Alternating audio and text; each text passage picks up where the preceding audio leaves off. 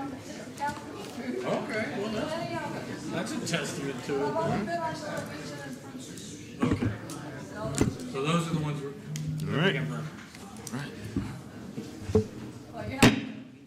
We call this meeting to order.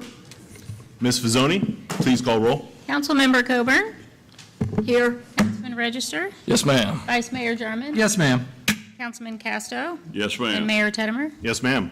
Today's invocation will be led by Vice Mayor Michael Jarman. Please stand. Heavenly Father, we ask for your presence here tonight to guide our actions. We ask for your continued blessings for those who lost their lives on 9/11, their families, and all those affected. We ask for your help to those fighting wildfires in the western United States. We ask for your blessing on the family of Richard Jackson, who we honor here tonight. For these and all intentions in our hearts, we ask for your grace and mercy. Through Christ our Lord, amen. Amen. Please join us for the pledge. I pledge allegiance to the flag of the United States of America and to the republic for which it stands, one nation, under God, indivisible, with liberty and justice for all. All right, don't sit down. We're actually going to go into the lobby to unveil the portrait of former City Manager Richard Jackson.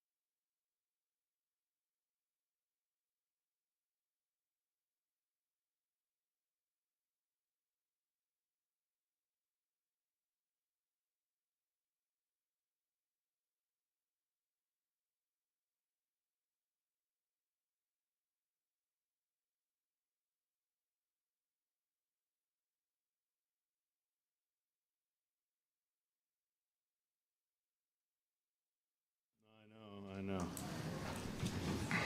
Just the regulars. Our audience diminished. Okay. Kind of puts what we do in perspective. I was feeling important for a little while.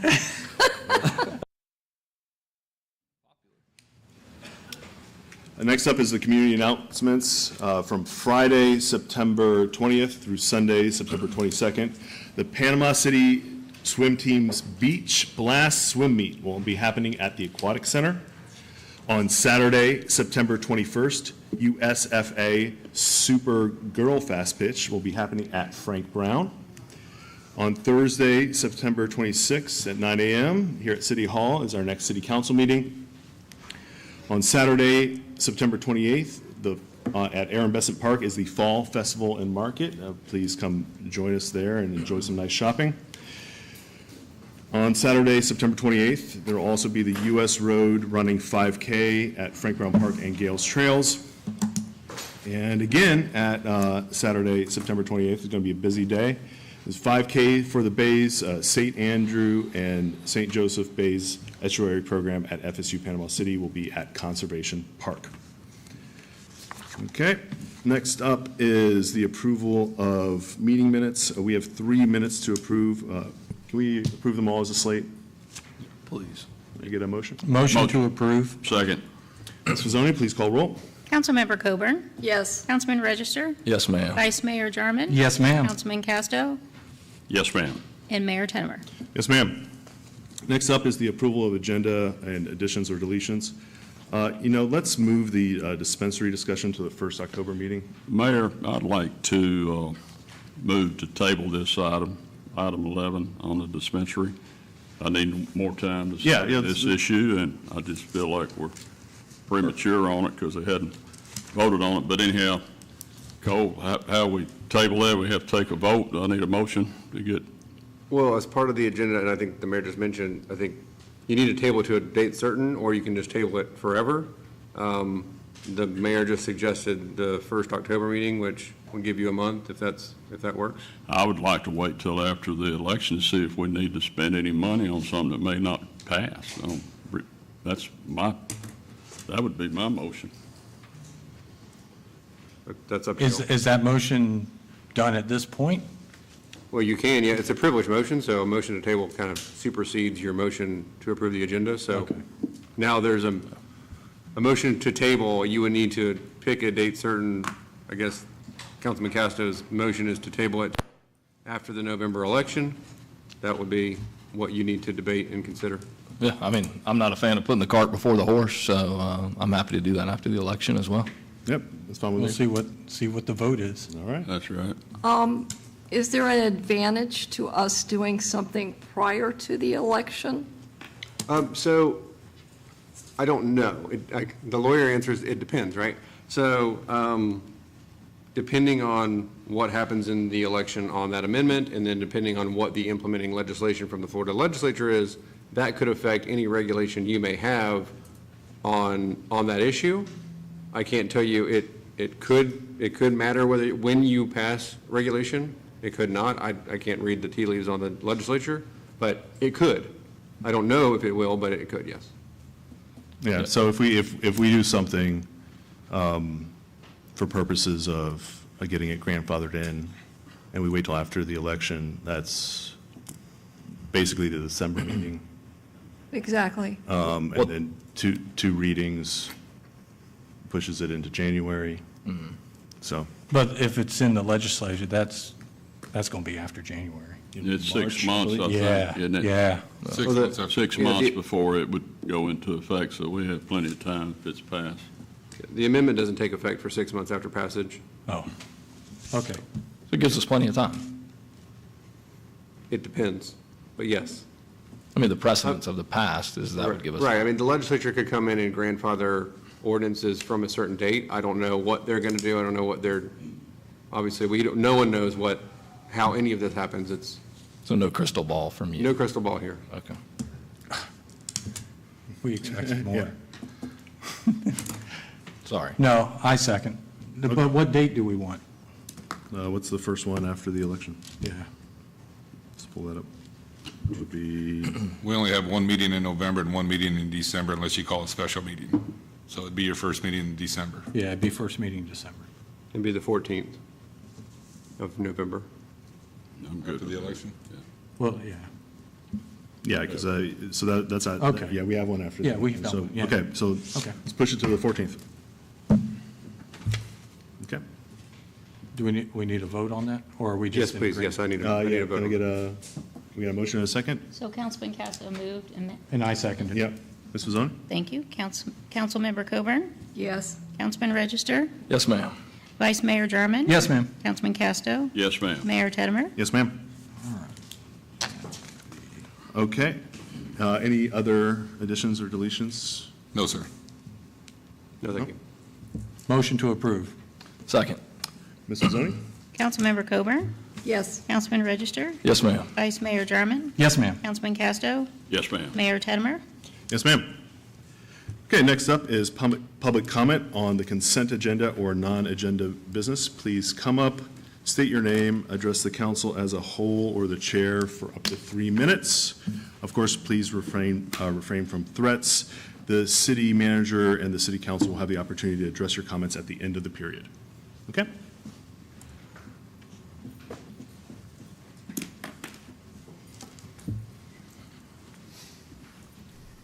Tom Clumps. Back at the beginning of this administration, there were a lot of residents here very upset about our special events. The council did move forward and pass a change to the special events that address second large events, but a lot of the comments, or most of the comments that were made during that thing have since just kind of disappeared from the agenda. One of the things was that all applications for large events would be posted to a page on the city's website. There was going to be a review of the special events ordinance to give more consideration for the impact of events on the residents of the city.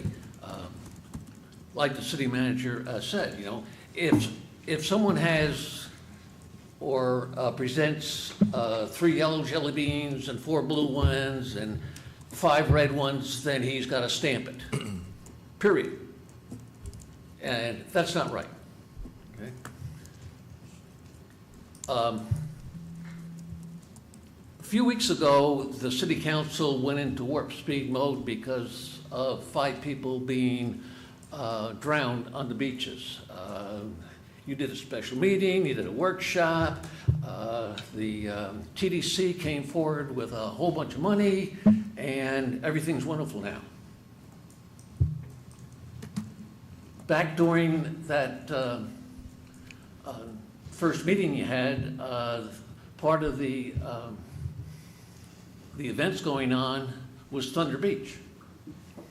And now we've got another Thunder Beach coming. And the last one, 3 killed, how many put in the hospital? You don't care at all. You just rubber stamped another one. That event has a history of people getting killed, people getting hurt severely, and that man has to rubber stamp these things. We really need to step forward and take a look at the special events ordinance. We need to take a look at the impact that some of these events have on the city, have on the residents. Please do the right thing and step forward with the special events ordinance. Thank you, Mr. Clumps. Further public comment?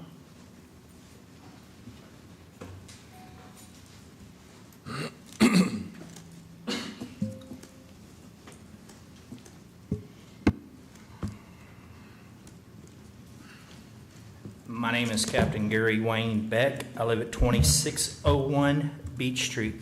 Mayor, I have 5 pages here I wished up for you to answer and be made public record. This concerns everybody in the council. If you don't mind, I would have copied them, but I wasn't able to get the copies made. If you don't mind, please give them a copy because the questions concern them as well. What would you like for me to do? Just under the, Right there. yep. All right. We narrowly avoided a disaster the other day because of, they were telling me they were coming to take my house again. and they had forged my name, and I had over 30 days to get these papers read, and I couldn't get nobody to do it for me. During the meantime, you know, the situation with the molestation of the children and all this stuff, and the fact they had forged my name, which is a felony, according to Chief Telemonte, you know, it is a felony to forge somebody's names in the court and file a motion like as they did it. You know, I had proof of all that, and Chief Telemonte never picked up the phone. The Officer Tiffany never responded to the molestation of the children. During the meantime, one day before they were supposed to take my house, I get the papers read, and miraculously, some man, the same man actually that showed up and paid $10,000 last year for my property taxes, which I could prove was criminal then, you know, compliments of Tony O'Rourke, also paid another $13,500 in the situation that I was facing. Now, I should be happy about that? No, I'm not happy about that, because what's happened is strong-arm extortion that comes directly against the people. You know, I know what I was going to do to stop these criminals from taking my property. There ain't a doubt in my mind, and I made it perfectly clear to everyone, you know. And the fact that I was pushed to that extent, and my nerve had been pushed so hard, is a disgrace. You know, that fact that Officer Telemonte couldn't do anything or wouldn't do anything and turned a blind eye, just as you, Mayor. When you first got this, I explained to you that I needed you to get me in touch with the sheriff. Have you done it? No. And you know all the stuff that I've been dealing with. And ain't no way, shape, form, and fashion have I talked to the sheriff or Major Baldwin. And you know, the fact that Officer Telemonte and these other police officers has let these criminal acts come against me. Now, I'm not supposed to worry about it, but yet they still committed a criminal act of strong-armed extortion against me that somebody else paid for, and they're still committing the criminal acts against the people and the Constitution and Bill of Rights, which is illegal. It's illegal for the code enforcement to seize people's property. I seen in the papers just the other day that they're going to destroy another person's mobile home. This mobile home, they told the people that they couldn't fix it themselves. They had to have a licensed contractor who's controlled by the county.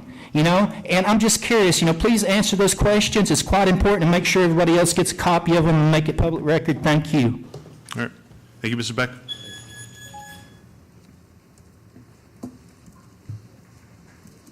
Good evening, Janice Hatcher. I would like to mention to you, Mayor, that I feel like you should recuse yourself when things are being voted on that involve your community and your homes. You own 2 homes in Bidawee. And when it comes up for something for voting that enhances your bottom line, I think you should recuse yourself from that. I also want to remind you that CRA money should be used to beautify the tourist corridor. I paid money into the CRA, a lot of money. We all know where the lines were drawn. Now, for you to use money from the CRA and purchase land at Nick's Pizza to provide parking for the people at Bidawee, I think that's the wrong thing to do. I mean, maybe I'm wrong about this, but maybe you're going to do something other than the roundabout with that. I'd like for you to address that instead of turning your head. Just address it. I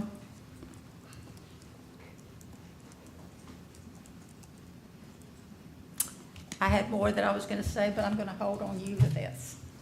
Thank you. Okay. Thank you, Ms. Hatcher.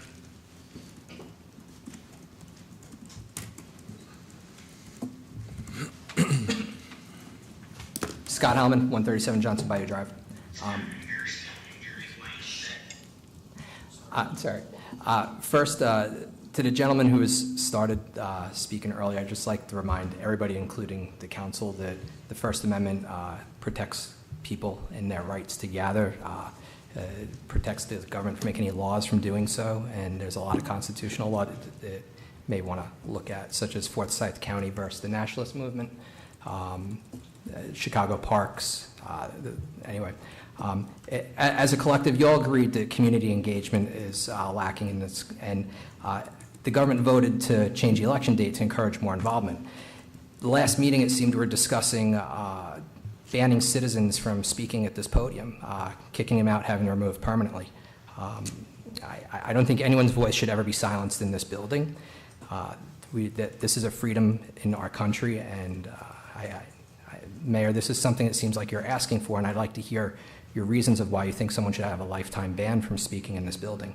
I appreciate Mr. Whitman's comments when this comes up, but this is an agenda item that seemed like it was brought up last week, and I'd like to know why this is necessary.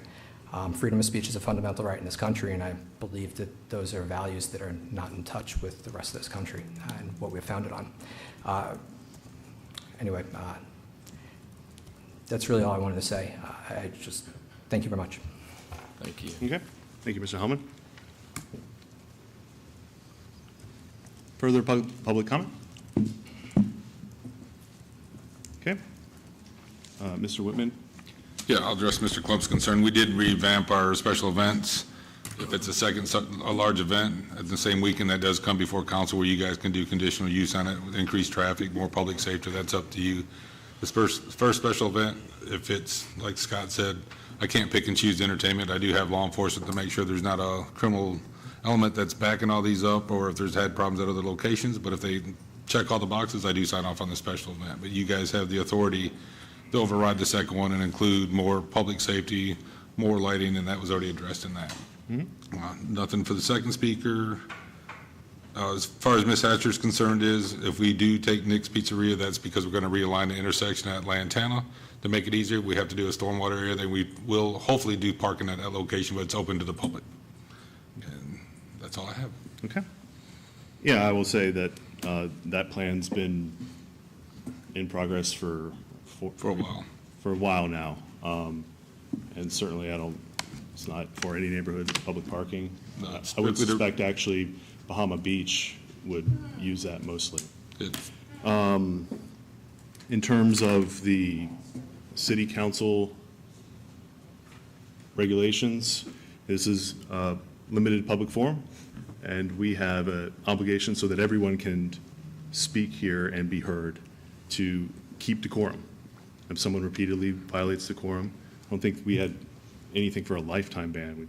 There's a progression of if there's repeated disruption, they still are able to speak, but they have to just submit comments in writing.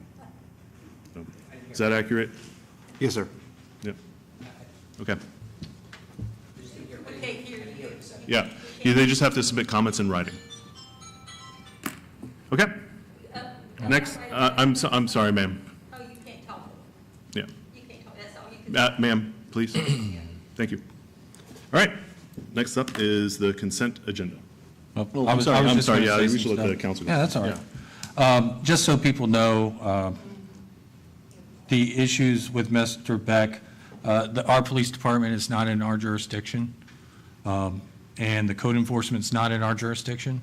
So the city of Panama City Beach is, we really can't do much there. Like Mr. Whitman said, unfortunately on that first special event, it can turn into a very arbitrary decision-making process, which legally we would open ourselves up to a messy situation. Ms. Hatcher, the Nick's Pizza, so that property, if it goes through, would be to realign the intersection. So, and it leaves some space there that we can utilize for parking, since there's that public beach access right there that goes, what is that, Casa Loma? Yes. Yeah, Yeah, that goes beside Casa Loma. Does that explain that a little better? Yes, And then just also remind, 4 years ago, we opened up public comments to anyone who wanted to come up and speak. So before then, I believe it was restricted just to city residents or those that received bills from the water department. So we opened it up. So that's all I have. Okay. Further comments from council? No, it's okay. No? Okay. Thank you, Vice Mayor. Next up is the consent agenda. Ms. Fizzoni? would you please- Resolution 24-174, a resolution of the City of Panama City Beach, Florida, approving a combined task order and notice to proceed with Gemini Engineering and Sciences, Inc. for professional engineering services related to Gales Trails culvert improvements in an amount not to exceed $152,000. Resolution 24-175, a resolution of the City of Panama City Beach, Florida, approving an assistance to firefighters grant agreement with the Department of Homeland Security for mission-based resilience in the total amount of $497,619.04 and designating the city's authorized representative. Resolution 24-176, a resolution of the City of Panama City Beach, Florida, approving the purchase of liquid sodium hypochlorite from Odyssey Manufacturing Company for the Utilities Department at the set unit price of $1.65 per gallon, and agreeing to be bound by the terms and conditions of the Bay County, Florida contract governing that purchase. Resolution 24-177, a resolution of the City of Panama City Beach, Florida, approving a change order with the city's agreement with Dominguez Design Build, Inc. for the Fire Station 31 project to increase the contract amount by $41,266 and allowing the city manager to execute future change orders under certain conditions to account for tax savings. Okay, thank you, Ms. Pizzoni. Can I get a motion? Motion to approve. Second. Ms. Pizzoni, please call roll. Councilmember Coburn? Yes. Councilman Register? Yes, ma'am. Vice Mayor Jarman? Yes, ma'am. Councilman Casto? Yes, ma'am. Mayor Tettemer? Yes, ma'am. Next up, we are on to our regular agenda with the first item, ordinance 1648. Mr. Davis? An ordinance of the City of Panama City Beach, Florida, amending ordinance 1688, known as the 2020-21 amended and restated Panama City Beach Comprehensive Growth Development Plan, amending Section 7, the sanitary sewer element to include consideration of septic tank conversions and sanitary sewer availability, repealing all ordinances or parts of ordinances in conflict herewith, providing for severability, scrivener's errors, liberal interpretation, modifications, codification, and providing that this ordinance shall take effect as provided by law. Okay, thank you, Mr. Davis. Mr. Leonard, could you please come up? I know this is the second reading, but it's always someone's first city council meeting. Yes, thank you. Excuse me. As you mentioned, this is the second reading on it. This is a state requirement for all local governments throughout the state to have to do these updates to their comprehensive plan. The city submitted their update in June, which was after your first reading. You approved it to be sent to the state. They had no objections to the updates, so it's available for second reading adoption, and then we'll send it back to the state for their final approval, and then it'll be into the comprehensive plan. Okay. And my understanding for this is it's making sure we have capacity in case everyone comes off septic and to plan for growth. It is. It's for every local government in the state of Florida to look at the feasibility of converting existing septic tanks within their jurisdiction to sanitary sewer. Not that they're required to do it, but it makes every local government kind of look at the issue to see what the possibilities are and how feasible it might be in the future. Okay, thank you. Thank you. Any public comment on this item? Let's see, no public comment? Any comments from the council? Motion approved. Second. Ms. Pizzoni, please call roll. Councilmember Coburn? Yes. Councilman Register? Yes, ma'am. Vice Mayor Jarman? Yes, ma'am. Councilman Casto? Yes, ma'am. Mayor Tettemer? Yes, ma'am. Next up is ordinance 1651. Mr. Davis. An ordinance of the City of Panama City Beach, Florida, amending Section 7.3 of the city's charter related to the conduct of municipal elections, amending Section 216 of the city's code related to the date of the city's November council meetings during election years, repealing all ordinances or parts of ordinances in conflict, providing for severability, scrivener's errors, liberal interpretation, modifications, codification, effect on existing terms, and providing for an effective date. Could you quickly summarize? Certainly. So as you've discussed, I think 4 or 5 times at this point, this ordinance by Florida statute allows you to change the date of your election. This ordinance changes the date of the election to coincide with the November state and federal elections. And it also amends your November meeting on election years, so that way the November meeting would occur on the first Thursday after the certification of the election, which generally happens 10 days after Election Day. If that Thursday happens to fall on Thanksgiving, then it would be the second Thursday. So to make this even more confusing, you're either going to meet on the third Thursday or the fifth Thursday on election year. Clear as mud, but it will avoid you having a lame duck meeting in some way, shape, or form. Okay. Okay. All right. Let's see, is there any public comment on this item?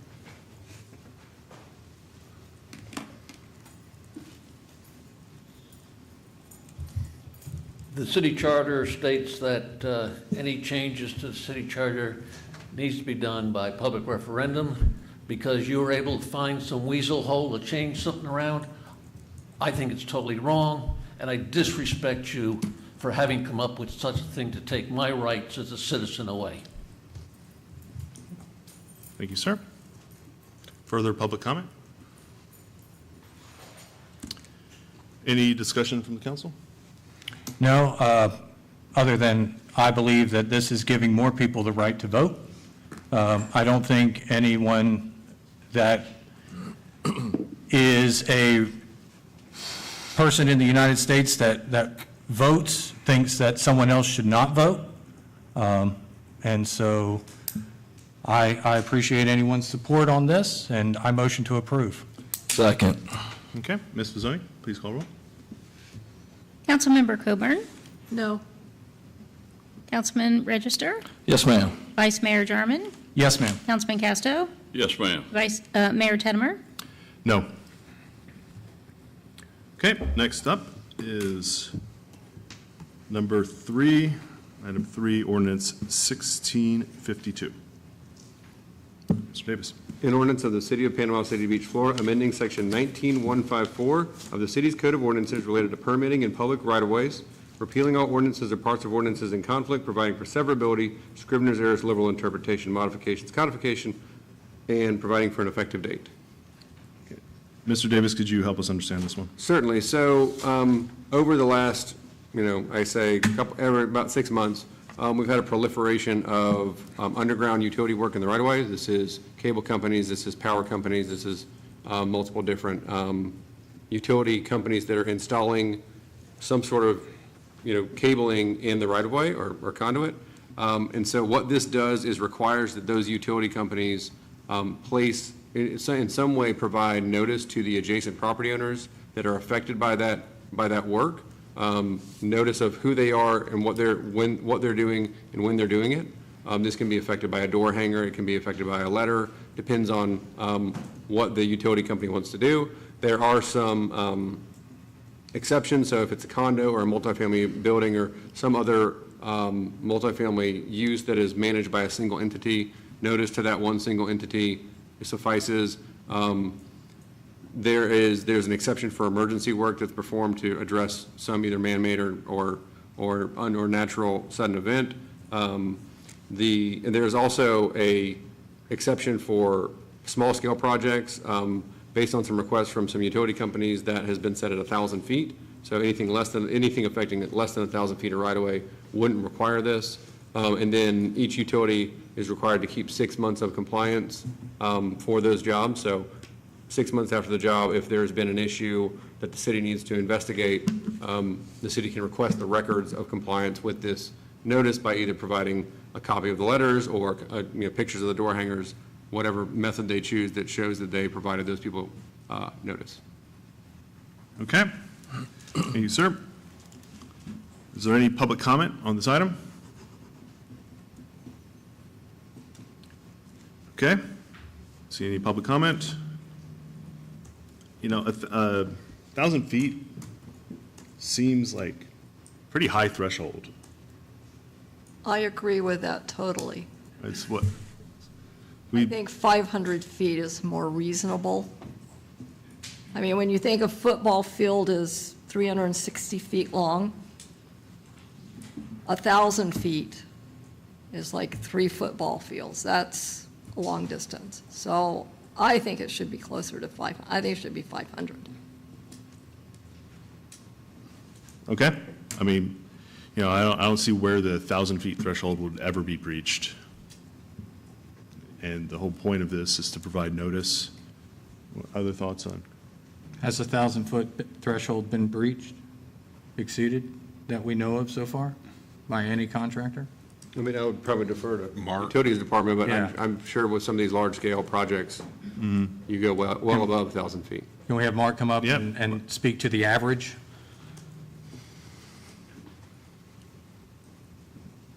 Surprise. If you're just talking about the larger scale fiber type installations that are going on, they're typically 1,000 to 1,400, 1,500 feet, but some of them are 900 feet. Okay. And this damage is costing the city money when they damage the public right-of-way. Not only that, but it does cause damage to the homeowners sometimes as well. It does. That's fine. So I think the notice is important. Oh, no, I'm not against the notice by any stretch of the imagination. So, Thank you, Mark. that's fine. Thanks. I do know, and I think Cole told me in our one-on-one meeting this week that Florida Power and Light was the one that had the biggest kickback on this. Is that right, Cole? That's correct. And I know at times, I know in the Bay Point area, they had several times when the cable exceeded its life expectancy and they had to replace, more than 1,000 feet just to get people back in power. And we've had to do that on water and force mains for several different reasons.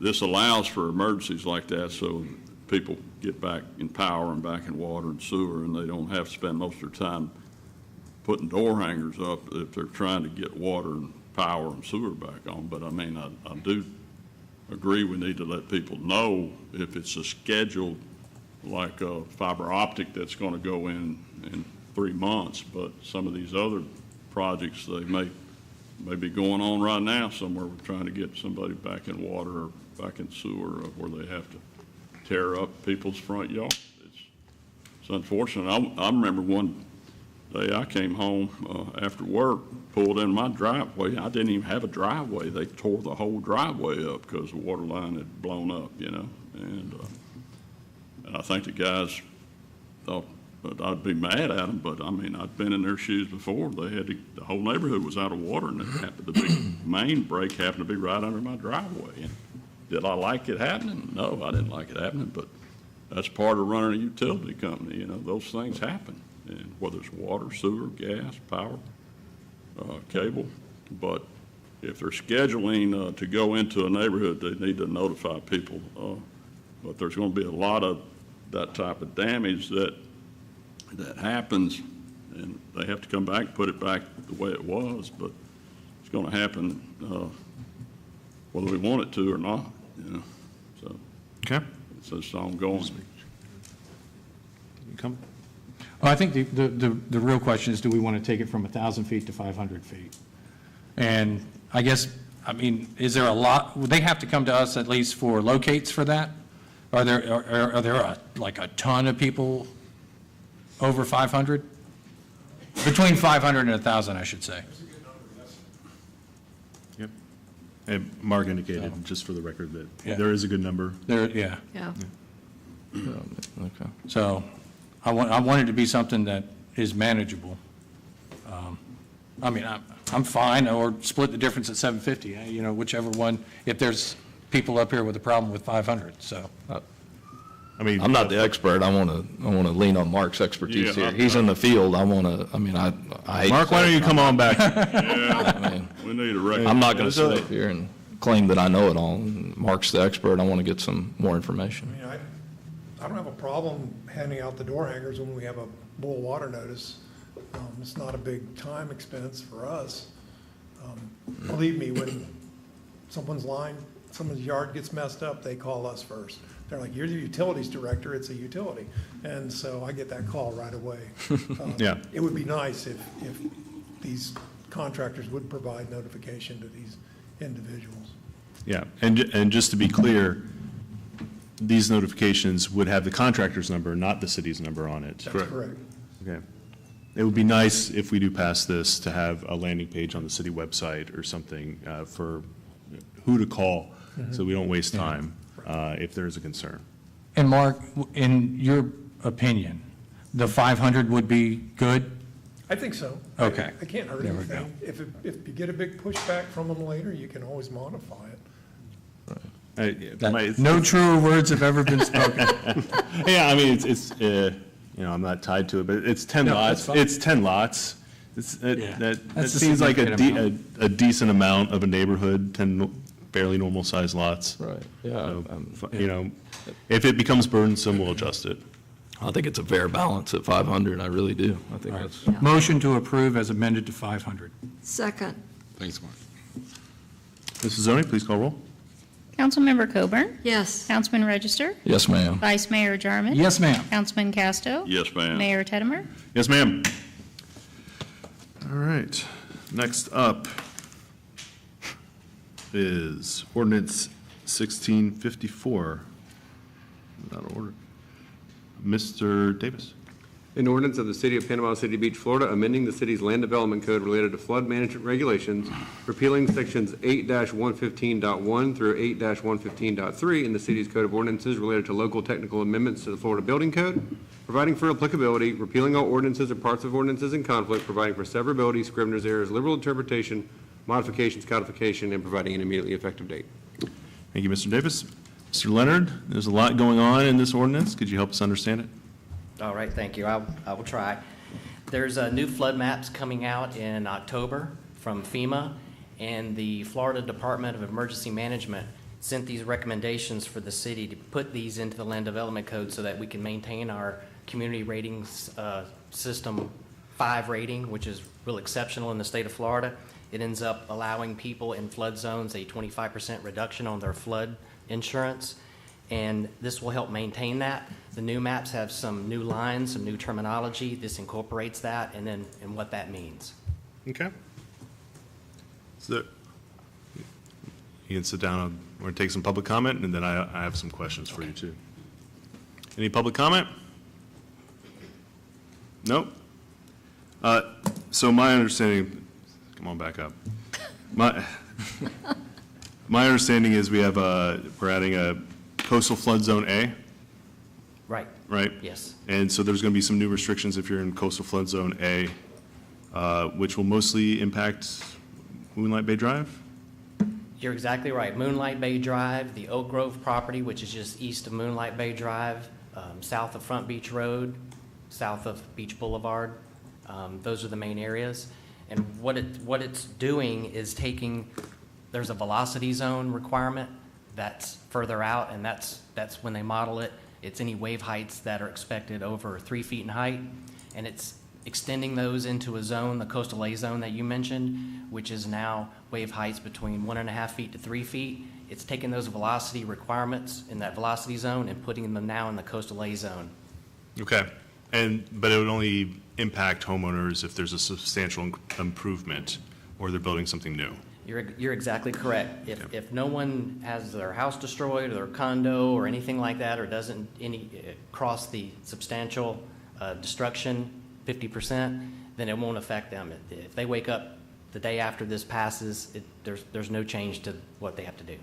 Okay. And similarly, there's some impact in case of mobile homes that are substantially improved? Yes, it would require them to be elevated. It doesn't look like there's some close to Reed Court, some zone. It doesn't appear that it gets right into it. Okay. So we haven't been able to identify where it would actually affect any mobile homes or manufactured homes in the city at this time, but it would require them to go up higher than they would before this flood map change that's coming in October. Okay. Further questions from the council? Is there any change that improves people's flood zone? Or are we all it's all? That will never happen. All right. Well, It's always going to get worse. that may have been a personal question. I don't know. Because it's a good question, because it ends up coming from the insurance companies. Sure. And the damage that they see. And they're never pleasantly surprised at how little damage there is. They're always surprised at how much more there is than they expected. And then they start writing those big checks. They look at, I wish they'd come look at how shallow the water is behind Moonlight Bay Drive and how long those docks are and the wave height to get it anywhere near those people's houses. Yes. Would be extremely difficult. I know some of us fish that area, and it's shallow through there. Very, for a long time, for a long It way out. has been that way for a long, long time, so. I think I'd move if I lived over there. It's not the entire lot over there. We looked at the flood map and then the new maps. It's not the entire lot. Right. So, all right, well. All right. All right. Further questions? Ultimately, this is coming down to us. Correct. Not our, Yeah. yeah. Yep. No. If we want to keep that rating Absolutely. and save people on flood insurance, we got to do it. Yeah. Okay. You got a Motion to approve? Second. Ms. Vizzoni, please call roll. Councilmember Coburn? Yes. Councilman Register? Yes, ma'am. Vice Mayor Jarman? Yes, ma'am. Councilman Casto? Yes, ma'am. Mayor Tettemer? Yes, ma'am. Next up is ordinance 1653. Oh, that's where it went. Mr. Davis?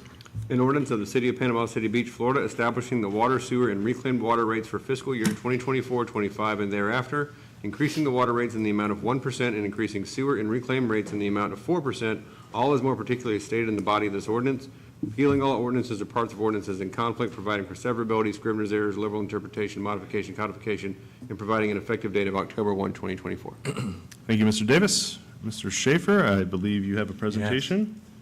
Yes, I do. I see a graph or two. Just a couple of them. Just I promise to keep it make brief. sure all the y-axes have, are labeled. Yes, this is, I think it's the 5th year of the previous rate study that was done by our consultant. There is a new one that's been commissioned that they're currently going through our rates as well. At the time when these were prepared, they had a fairly good idea of what operating costs were, but, everybody knows everything has gone up since. So this is the last year of that previous study. It provides for a 1% increase in water and 4% increase in sewer rates and reclaimed water rates. You've probably seen these graphs before. This is a comparison of our rates versus the neighboring rates in Bay County. The neighboring utilities in Bay County are increasing anywhere from 1 to 5%, 1 to 8% on water. We're there in the middle, but you can see Bay County is at 36.83, Callaway is at 43.25 roughly. Lynn Haven's at almost $40, Mexico Beach about $48, and we're there at almost $28. I should have prefaced this saying that this is the water bill that a standard residential home would see that's inside our city limits that has at least 2 occupants. That's based on that standard water usage of 6,000 gallons a month. And these are all on the same basis, the same volume amount. Everybody has different amounts for whether they include a volume in their base charge or whether they don't. So this is all normalized to that same value. But again, you'll see that if these were states, we're Rhode Island in terms of water rates. If I can go to the next slide. Same thing on sewer. I don't know about Rhode Island there, but. Okay, what state? What state? If that was an exaggeration, it may be in Texas. Oh, I don't know. You look at the other rates, we're pretty small there. If the rates were states. Then the sewer rates, again, we're the lowest in Bay County. We're at 33.70. The mean, if you want to know, was $80.41. Or excuse me, $77.83, and the median was $80.41. So we're well below the average. Then the combined, which everybody really cares about, this is their bill that they're going to see every month. For the residents in Panama City Beach, keep in mind we bill every 2 months, so your number's going to be twice that number. Don't fixate on that's exactly what it should be when you see your bill, because it's a 2-month period you're receiving your bill for. Again, we're at 61.67, and the median for the group was $123.43, and the mean was about $118. So we're 60% or less of even the mean. This is the change from the year before for water versus, for water alone. You can see the modest increases in water. Same thing for sewer. The light green is last year, the dark green is this year. You can see some pretty good jumps in a lot of these utilities because a lot of them are going up anywhere from 5 to 14%. Sewer's a very expensive utility to provide. And then lastly is the combined bills. And you can kind of see some pretty significant jumps in some of the other utilities. Ours is fairly stable, as you would imagine. And that's all the slides. I promised I'd keep them short. They're very informative. Thank you, Mark, and thanks for your hard work keeping these rates low. And thanks for Go ahead. I can't take credit for it. This was under Mr. Short's administration. I'm doing my best to continue that, carry that forward, but, you know, like I said, the costs for operating are going up. Okay. Mark, I think we've been doing these rate studies for over 20 years now. Yes, sir. I remember back in the day when we didn't do them, and had a council up here that didn't want to raise rates because it's not popular. You get voted out of office, you know, so they went like 10 years without doing it. Then you got a new administration in, and we had all these problems with the lift stations and the water plants and the sewer plants. And I think we had like 2 years where we had like a 40 or 50% rate hike. So you can pay me now or pay me later. You know, I know nobody up here wants to vote for a rate hike, but it works better to do a small minimal rate every year than not doing it for 10 or 15 years, and then all of a sudden you come in and your collection system or your distribution system is in terrible shape, and then you got to pay for it. So I don't like raising rates, but I support this because we've done it every year in probably the last 25 years. Right, yeah. That's why we got such a good utility system and the lowest rate in the county. Yeah, you hit on a very good point. Consistency is the key. It's just like saving for retirement. That's right. And if you sustain from doing a rate increase every year, it just leaves the next council to deal with a much larger problem. So consistency is the key. And I commend the council and current council and past councils for their diligence in that regard. And we're working off the 2021 rate study, is that Yes, correct? sir. And I should have noted for the benefit of the audience that the net amount of change for a 6,000 gallon per month usage rate is about $1.58 for an in-city resident, so $1.58 a month. Okay. Yes, sir. Did our cost on the water go up as well? That's baked into the rate analysis. The Right. county, we just do they've been doing a 3% increase on us, and that was baked into the rate study back 4 or 5 years ago. Okay. So ours only went up 1%, whereas our cost of water went up 3%. All right. Well, like Councilman Casta said, I want to congratulate your department. It's a very efficient department. We've been able to, by following these rate studies, we've been able to maintain our systems, and you're really going to find yourself in trouble when you start letting those systems fall into decay. Absolutely. And once you get in that hole, it is very difficult to get out of it. It is. So, Yeah. thank you. Thank you. Thank you, Mark. Thank you. Okay. Is there any public comment on this item? No public comment? Any further discussion from council? Motion approved. Second. Ms. Fazzoni, please call roll. Yes. Councilman Register, Yes, ma'am. Vice Mayor Jarman, Yes, ma'am. Councilman Casto, Yes, ma'am. and Mayor Teddemer. Yes, ma'am. Next up, Resolution 24-178. Mr. Davis. A resolution of the City of Panama City Beach, Florida, approving an interlocal agreement between the city, the Panama City Beach Front Beach Road Community Redevelopment Agency, and the Bay County Board of County Commissioners. Mr. Davis, can you please explain? Certainly.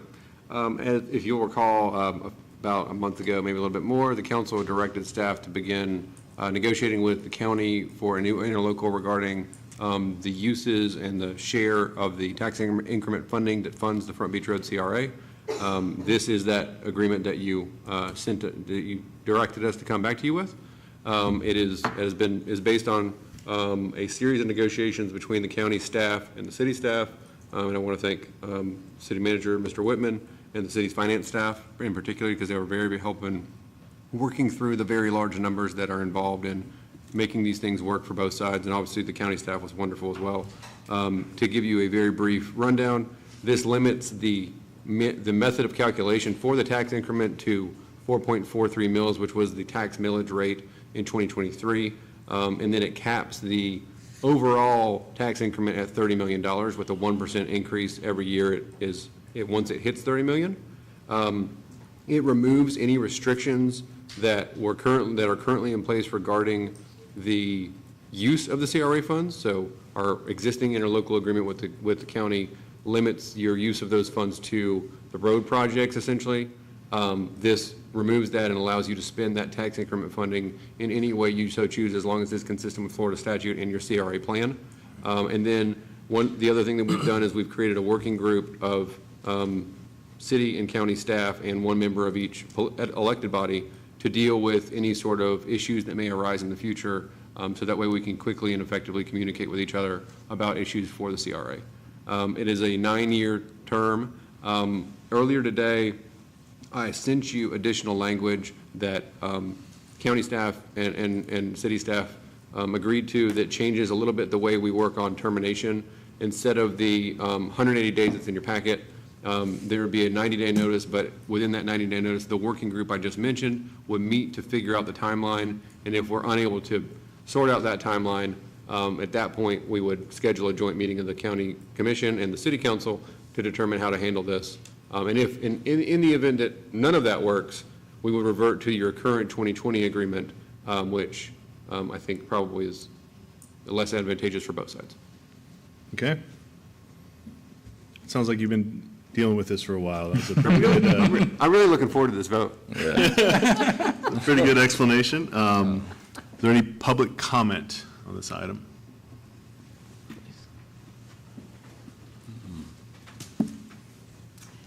Claire Pease. I just really want to thank the staff, Drew, thank you, and Cole and Holly and everybody that worked hard to, we have been working on this for a long time. I want to thank you, Mayor Teddemer, and all of you guys on this council. Thank you so much for working with the county and getting this done. It's going to make a big difference for the taxpayers. And Ethan, thank you for getting it back jump-started again. I appreciate that. And Yes, that's all I had. Thank you. All right. Thank you. Thank you, Commissioner Peace. Okay. I like this because it allows the county to control its own destiny based on millage rates. They increase millage, and then all of a sudden the CRA, you can actually see it in our CRA budget. The CRA budget goes up, so it's a little bit difficult for the county to stomach. It also provides the city enough money to finish the projects, including the inflation offset. And thank you, Mr. Davis, in particular, for working to make that language simple. We were privy to some of the earlier drafts on that, and that language was getting a little complex. So thank you for your efforts there. It also allows the city to use the CRA for all CRA goals rather than just the project list. So that unlocks money for beach access and parking. And settles the matter for several years, which provides predictability that I think both the city and the county would appreciate. Yes. I was wondering, is the council comfortable with the 9-year term? It seems like things could change a lot in 9 years. Would we want to pull that back a little bit? Well, I would go back to what Mr. Schaefer said, and, if there's, and what's baked into this already, if there's an issue and someone down the road feels like it needs to be addressed, there is contingency for sitting down and addressing it and figuring it out. And if no agreement is made, then it reverts back. But I'm okay with 9, and mainly because for me, that 9 years stabilizes our usage for maintenance as well. So my opinion is we keep it at 9. Yeah. Well, let me understand. If there's an issue, I mean, the term, the 9-year term is, the expectation is we're not renegotiating this. So the working group is only there in case there's an issue with the agreement as agreed to right now. Changing the agreement would, we're pretty much committing to 9 years. So, Mr. Davis? Is that accurate, Mr. Davis? I'm not entirely sure I understand the question. So there's two things. There's the working group that implements the agreement as written.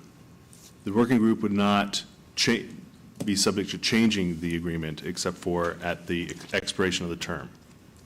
Well, yes and no. So if something comes up, I think ultimately you're both correct. So if something comes up during these 9 years and there's a dispute or there's issues or whatever happens, and one side or the other isn't happy with the deal, that kind of triggers, you blow the magic conch or whatever, and the working group assembles and serves as the chief negotiating team. Why did I get an image, you know? You know, you got it. And so Fantastic. that mechanism is there regardless, not just for termination, but if something happens along the way. Okay, So I think that, did I answer your question? yes, Okay, with embellishment. yeah. Does it mean we have to budget for a magic conch? Please. Further discussion? Yes, Drew, I know you and Holly and Cole have been working hard on this and did some projections on how long you thought it would be before we hit the $30 million mark. Can you kind of explain to us how we came up with that? We should hit the mark around 2028 or 2029. It depends what model you look at. Joey did an excellent job in running the numbers. She's ran them probably 30 different times for me and Holly. We're looking at hitting that 30 million mark around the 2028, 2029 calendar year. If things keep tracking the way that If they keep are, tracking like they- nobody knows what the future's going to be. But my biggest concern, I feel like that we can still complete the project with this, but I want to see this CRA finished, and I know the county wants to see it finished too, and I don't want to hamstring us too much with prices jump up and we hit a recession and we're not able to finish it. But what Cole's saying, if either party has an issue with it, we can sit back down before the 9 years is up and renegotiate. Yes, sir. Okay, thank you. Yes, sir. Okay. No, I'm just glad that you thanked our finance team. Those guys did an incredible job, obviously you guys as well. I want to thank Commissioner Peace for pushing on her end and getting her staff up and going. But I feel like that's what I love about Bay County. We all get together and we pull together. It's not Panama City Beach versus Bay County. What's good for Bay County is good for Panama City Beach, and what's good for this beach is good for Bay County. And I think this deal really accomplishes that. And I want to thank you guys for putting it together. And I like 9 years. I think we need to create a sense of urgency to get this done. I don't want to sit up here and argue about a bunch of changes or anything. I want to get the road built. I want to get these utilities underground. I want to get these sidewalks built, and I want to beautify the tourist corridor and our side roads and make it more accessible for walkers, bikers, low-speed vehicles, everything. I want to get it done as soon as we can, and I want to create a sense of urgency so we can get this money back to the taxpayers and use it in other areas. Okay. It's a great job in negotiating this and getting it finalized. Thank you. Great job. Okay. So, Motion to approve. Second. Ms. Fazzoni? Councilmember Coburn? Yes. Councilman Register? Yes, ma'am. Vice Mayor Jarman? Yes, ma'am. Councilman Casto? Yes, ma'am. Mayor Teddemer? Yes, ma'am. Okay, next up is the near-term work plan, Resolution 24-179. Mr. Davis. A resolution of the City Council of the City of Panama City Beach, Florida, and ex officio as the governing body of the Panama City Beach Community Redevelopment Agency relating to community redevelopment within the Front Beach Road redevelopment area, providing for findings, authorizing and directing the execution of a near-term work plan, and providing for an effective date. Okay, Mr. Passmore, can you please explain the near-term work plan?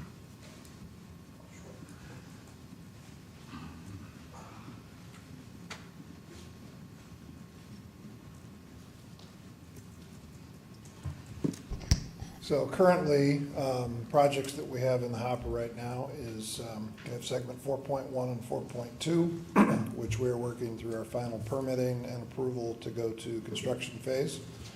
So we're targeting trying to have all that by the end of this current calendar year. Segment 4.3, we are in right-of-way acquisition phase currently, and we are currently projecting that project to go to bid for construction, have permitting, everything complete by the end of calendar year 2025. We have other projects that will be kicking off design phase next year, which were approved in the budget for Hills Road and for Elf Coleman Road. Those are both 4-lane cross sections, so we're beginning that process in the near term for the next year. Okay. Anyone have questions for Mr. Passmore?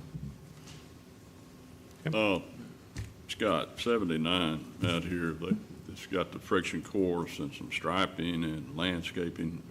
How far out are they from finishing? So we finally got power from Florida Power and Light. That's been a struggle for the last couple of months in negotiations. We were able to strong arm them a little bit. They had made some requests for changes, so we kind of pushed back on that.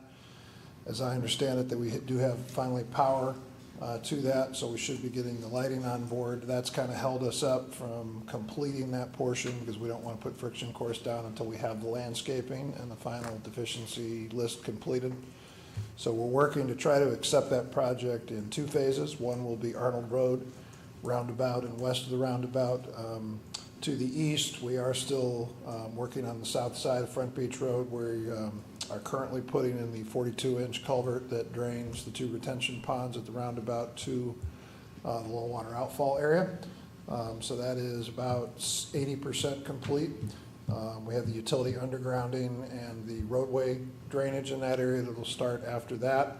And I'm hopeful that early next year, we'll start to see the road construction complete for that final area. So best guess I have right now is middle of 2025 to have the entire project friction course and ready for acceptance. We would still be in the process of utility undergrounding that will kind of continue past that point, but we hope to have the road fully open to traffic at that point.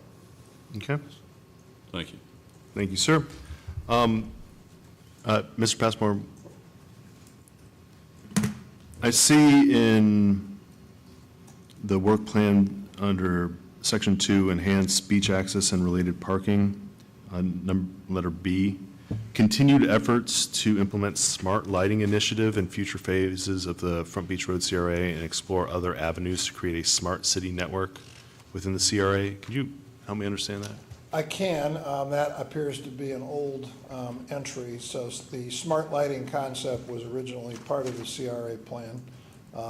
At city direction, that portion or that component of it has been eliminated.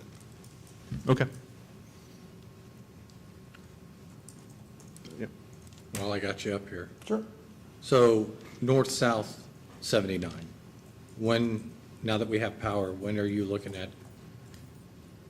The contractor would have liked to have started friction course yesterday. Once we have landscaping in, I'm hoping to have friction course down by the end of this year.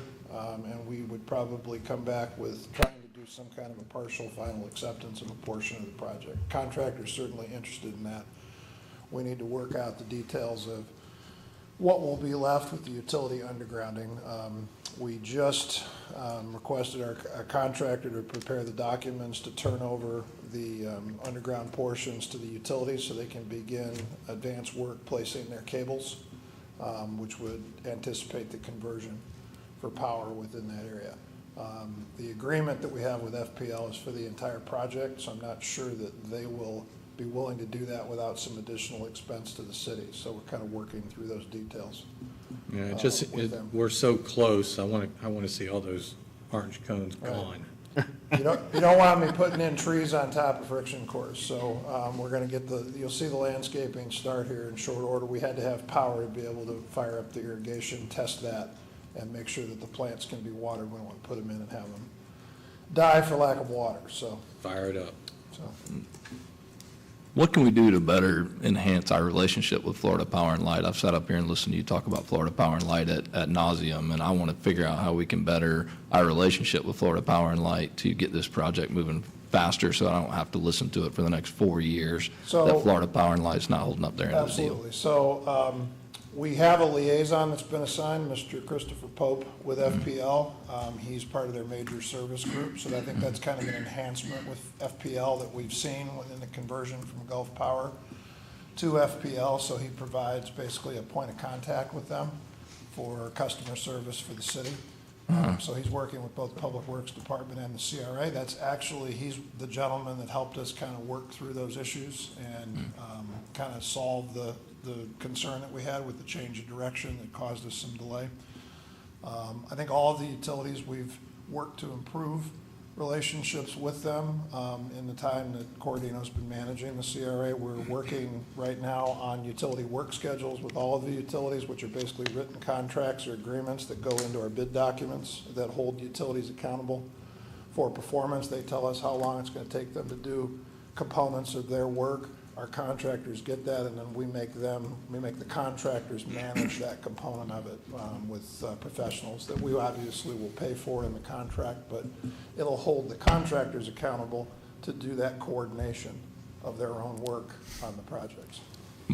That's great. Why extra expense to the city? You're feeling like you're going to have extra expense for them to be able to do this. I don't want to add any more expense from Florida Yeah, Power. what I would say to you is it would be built into the bid and the requirements for the contractor. They can choose to do that any way they want.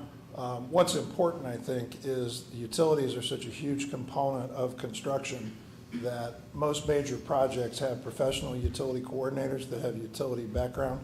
So it's kind of its own separate management aspect. So Corradino does some of that in our program management, but you want to make sure, and something that we didn't have in the current construction contracts is making the contractors accountable to manage that entire process. In other words, they look to the city under your current contract to manage utilities. And what we want to do is we want to put that in their court. So how they choose to price that in a competitive bid environment is entirely on them. But it's very important that when we set out those agreements, we tell the contractor, the bid documents, this is yours to manage. That's more similar to what you do on your vertical construction on a design-build component. The city doesn't get involved with doing all of these various elements. So there's ways you can structure your contracts to put more of that in the contractor's court. And we've learned from these past mistakes and the way and we won't have these same issues in 4.3. That's what we're attempting to put in place, yes, sir. That's what I would like to see happen. I think that would be really, really doable and something that would be very beneficial for everyone. So I'd like to see that. And I appreciate your hard work. I'm not trying to give you a hard time. Absolutely. We do not want to experience what's going on in segment 3. We're trying to learn lessons from that and fix it in the future. Well, that's how you get better, right? I mean, at anything you do, that's how you get better. You don't learn from your mistakes. Yeah, absolutely. And it sounds like you're doing that. I think you've done a better job with AT&T, right? AT&T was a big problem for a long time. AT&T has definitely improved. We've got ongoing monthly utility. We've got ongoing meetings with both FPL and AT&T on a monthly basis on these future projects, and we will continue that throughout the course of construction with these utility coordination meetings. I mean, I think everything is accomplished through great relationships, and if you guys continue to develop those relationships, I think you'll see better results. Yep. And that's what we owe to our residents, and that's what we owe. So, thank y'all. Absolutely. Appreciate you. Yeah, I'm extremely excited to hear that you figured out a way to deal with the utility situation, price it in the contract. I'm sure you love coordinating with all the utilities at your level. Maybe not, but I think it makes sense. We're still herding cats to a large extent on a lot of this stuff, but projects are built on relationships. And we've worked very hard to try to improve those and keep those constant communications, and I think we will do better over the long term. Thank you. Yeah. I think that's great. Yeah, I think I'll also help you facilitate if there's anything coming up. Vice Mayor? Just for clarification, we've made those changes to the bidding with 4142? Absolutely correct. So Okay. we will have work Just schedules. wanted to clarify. We will have those work schedules in the bid, and we're not reinventing the wheel here. This is consistent with the way Florida DOT manages their projects. So we're just incorporating it into yours. You do a lot more than we do. Great. Further discussion? If not, I'll call for public comment. Okay. Thank you, Scott. Thank you, Scott. Thank you, Scott. Thank you. Any public comment? Discussing CRA enhanced parking, I think you gentlemen received approximately 6 letters this week from concerned citizens on Oleander Drive. And as you said, Mr. Jarman, we've been knowing about this for 4 years. I don't think so. You would not have gotten those 6 letters that you received this week from citizens in Oleander about his enhanced golf cart parking. You know, everybody's all smiles, and you really don't think about what you're doing to other people, how you're affecting them. And don't twist your head at me. If that's a condition you have, I accept it. But if you're in what? Why are you twisting your head? I'm just trying to understand, ma'am. I don't think that'll make you understand any better unless that's a condition you have. What I'm here for is I'm here to talk about the enhanced parking. You shouldn't be able to push that in on people. It wasn't discussed 4 years ago. The parking on top of Oleander Drive, the parking that the Biddleweed golf carts are getting at the roundabout, only since you came into office, Stuart, has this been under consideration or been brought to the people or to our attention. And I would not have even known about it unless I showed up last week at the meeting. So this is not a passive issue. You're affecting people's lives, their businesses. And so for you to just say, hey, we're going to allow 125 golf carts to come up here on top of Oleander because it's part of our CRA. Well, what about the people who own those properties down on Oleander?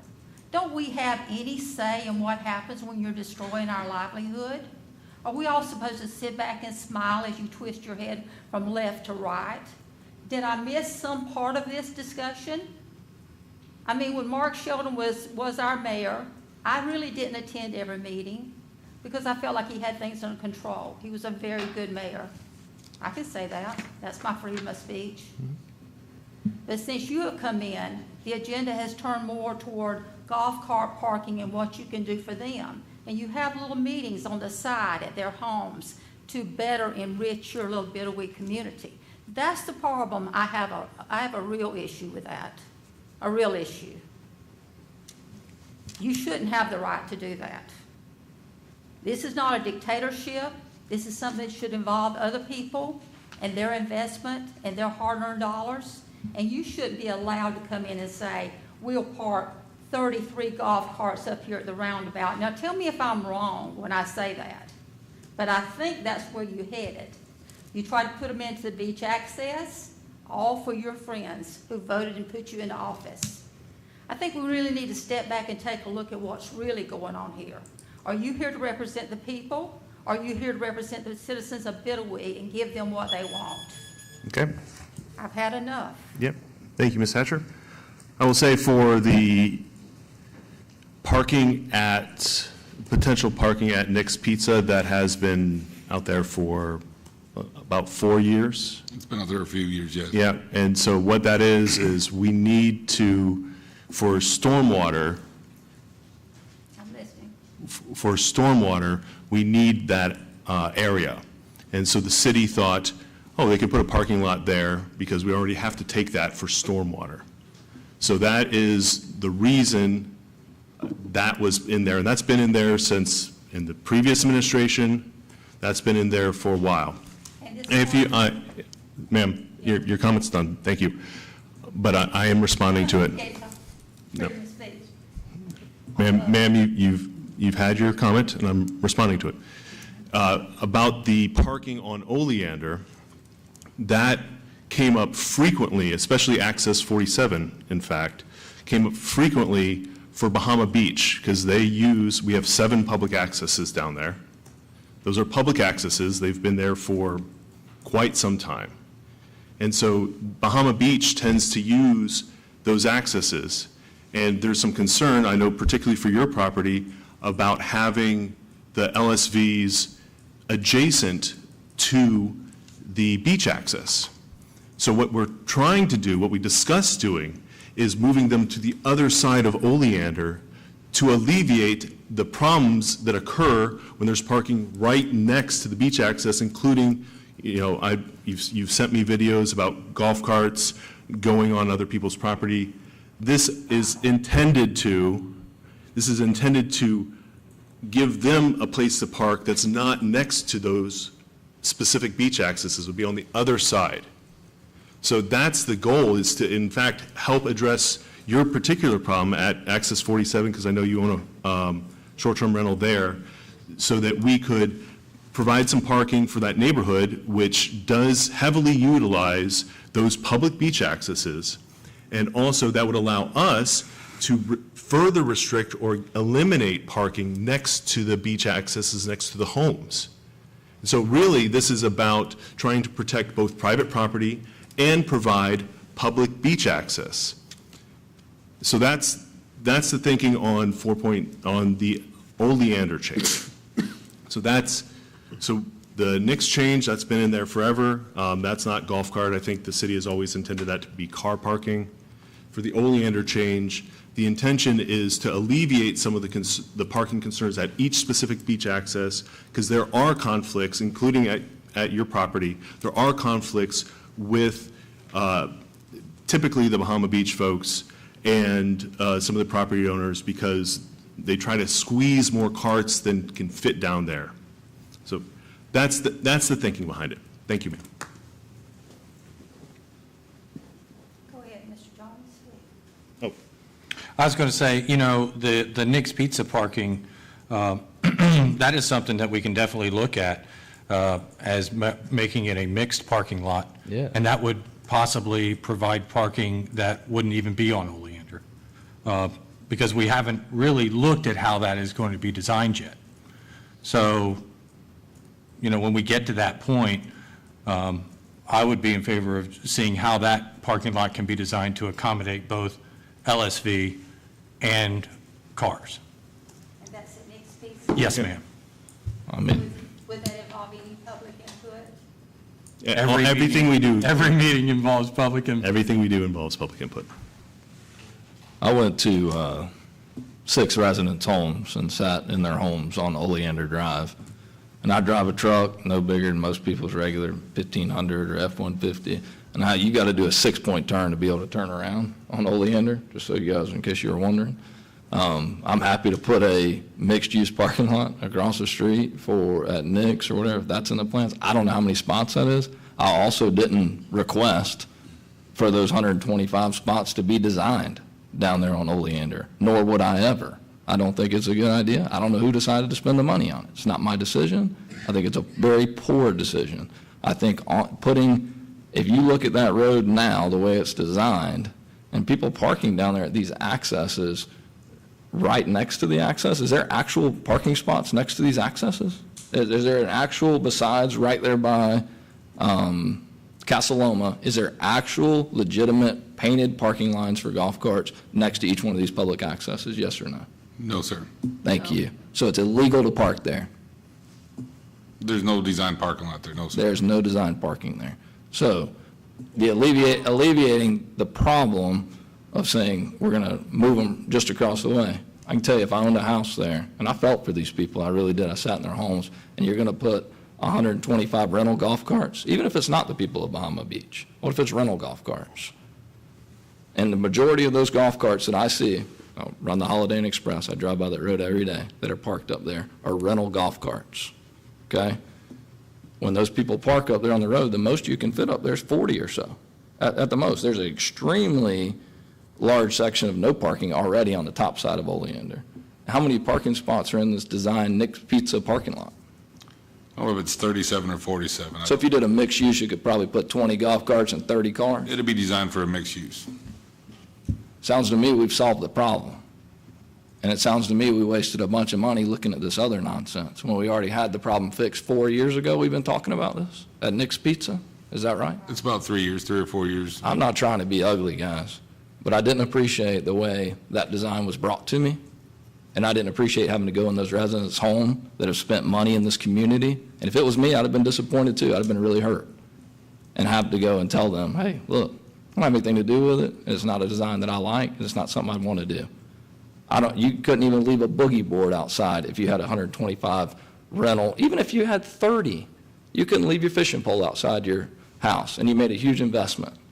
They're not all vacation rentals down there in Oleander. I would have thought they were, but they're absolutely not. There's some residents that live down there, and they care, and they're just as much a resident as Bahama Beach. And it sounds like we're going to have great parking for Bahama Beach at Nick's Pizza. Fantastic, great. You can drive down to any of those accesses. You can drop people off with their stuff in the golf cart. One person go park the golf cart or the car or whatever it is, and then go back and walk and meet up with them. Absolutely fine. And I'll talk with our police department if we have problems with golf carts parking in an illegal space where it's not supposed to be there. Then we should address that, and we should try to find those people if we're blocking access to a beach. I don't know that that's what's happening. I haven't seen that. I went down there, albeit during the off season, the last few weeks, and met with these residents, but I didn't see that. So that's where I'm at on it, and I think that there's a happy medium. It sounds to me like you guys have already figured out the happy medium. It sounds like we already got a parking lot in progress that'll serve the purpose, and it will not put any more burden than what's already there on the top side of Oleander on Front Beach Road right now. So just to clarify, I don't think anyone here talked about 125 spots. Excuse me? I think, yeah, that was the maximum potential spots, and when we discussed it, we were discussing 6 to 8 adjacent to the parking spots. So, the 125 number is, per our discussion, that was only if the absolute maximum. And I will say, asking, I don't know if we want to discuss this here, but asking an entire neighborhood that frequently uses that to all park and then cross the street, rather than having a few spots at 7 public beach accesses. There are 7 public beach accesses there. And having a parking lot next to 50, which is where the Knicks parking lot would not service, I mean, that's the entire neighborhood's public beach access down there. And so we already have, as you indicated, Councilman, we already have shoulder parking up there. And so this would essentially move the shoulder parking down, and we can reduce the number of spots down there. I think it would make sense to reduce it a little bit to reduce the impact down there. But asking an entire neighborhood to only park and then cross a 4-lane road to come down to access 50 when they've been for years using several of the other accesses. I think that's just a pretty heavy lift. From the top side. Well, so right now they come down to the bottom. What we talked about in the previous design is to expand Oleander a little bit, because that's the cheapest way to achieve this goal. That's the absolute, because if we expand the top side, we need a bigger wall. You want to understand my biggest problem with this whole thing? Anytime I want to give staff direction on anything, I've got to get consensus from this dais right here. I've got to get 3 heads to shake yes to those 2 people and Miss Holly that's not here. I have to get consensus. This was brought to me, and it was spent money on, is my understanding, possibly. I don't know. And it was brought to me without any consensus from this dais. That's my problem with this. I understand. Yeah. And I think it's disrespectful to everyone up here, and it's not the right thing to do. It's not the way I want to do business. I want to do things transparently, and we owe that to our residents. Yeah. That's right. Yeah, and we're discussing it. I will say, when I came in, I asked the city manager about this, and we spent, how much money was spent on this? Probably $5,000. About $5,000? I don't have a total bill yet, but about $5,000. I have a project I'd like to spend $5,000 on tomorrow. But, I need consensus. I'm sorry. Did you? Please. It was the city manager's discretion to investigate this before we brought it up. Certainly, and we're discussing it now, we discussed it previously. There is nothing hidden here. No. $5,000 is certainly within the city manager's discretion to spend. Okay. I think, what's your discretionary spending? 25. Who did the study about the parking? I directed the Cordino group to do it. That came from me. And they used who to come up with that idea? They did it themselves? I'd have to ask Cordino group that. May I ask? You have the dais. Scott?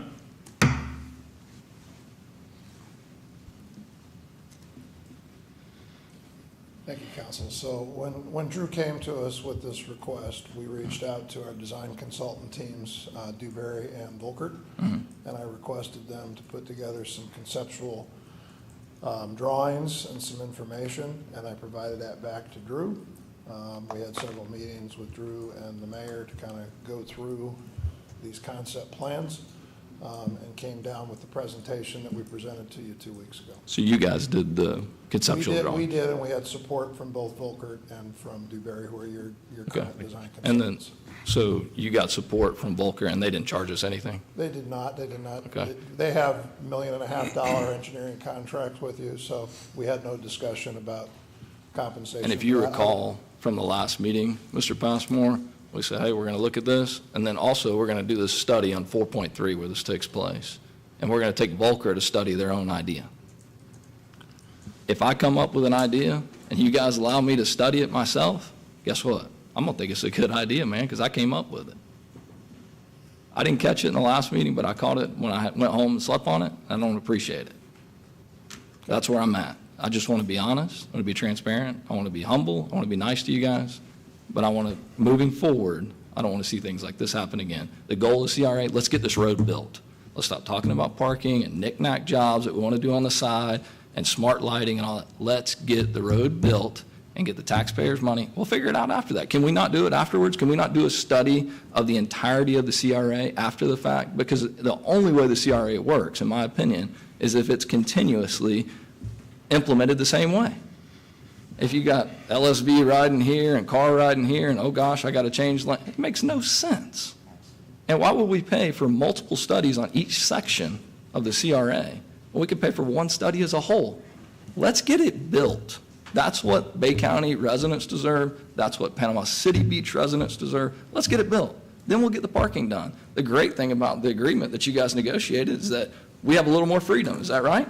Correct. On how we spend that money. Correct. But what's the number one burden of our residents right now is traffic. It's traffic. So let's get it done. Let's get this traffic flowing. We'll worry about parking later. That's Help where I'm at. help me understand. So we are redesigning this road. We are moving a wall right now. And we are doing a design. We're just talking about parking on Oleander, unless you wanted to expand it. We will save money both in the long run without delaying 4.3, because we're just talking about 4.3 here. We will save money in the long run and provide parking for an entire neighborhood. If we try to add any parking afterwards, like if this council does not want Bahama Beach to have parking except for at Nick's, I mean, that's what we're talking about. Or spending a significantly more money to move that wall potentially, instead of just designing it when we do it right now. Right? And so we came in, we had 4.3. 4.3 is about a year off for bid. We can do one study for 4.3, and we can adjust this wall now rather than paying more money, to potentially provide parking. I mean, if we don't do it now, it's going to. Was the study to look at traffic flow? There's two things. And we're going to have a study to do this, moving the wall. Or was it all in one plan? So what we were asked to do was to look at the potential for parking of LSVs throughout the beach from 4.1 all the way down to 4.3. We prepared some preliminary reports. We presented that to the city manager. And what came out of those discussions was what was presented to council in that presentation 2 weeks ago, which was primarily to focus on the 4.3 because of a concern about impacts on the current design plan state for 4.1 and 4.2. If it was your money, would you do one overall study, or would you study each individual segment as you got it built? I'm not sure I know how to answer that. I think you know how to answer the question. It really is what the council desires to do. I understand that. What's more cost effective? Please answer that question. It would certainly, I would think, be more cost effective to look at the overall project. And because you save money on having 3 individual public meetings versus 1 public meeting, it's 1 document versus 3 documents. So just from that standpoint, it's less expensive to look at it comprehensively. No. So if we're so worried about cost and moving a wall, why we add all these different studies? Well, I think the Oleander area is unique because the retaining wall that we have in the current plan in 4.3 is pretty expensive.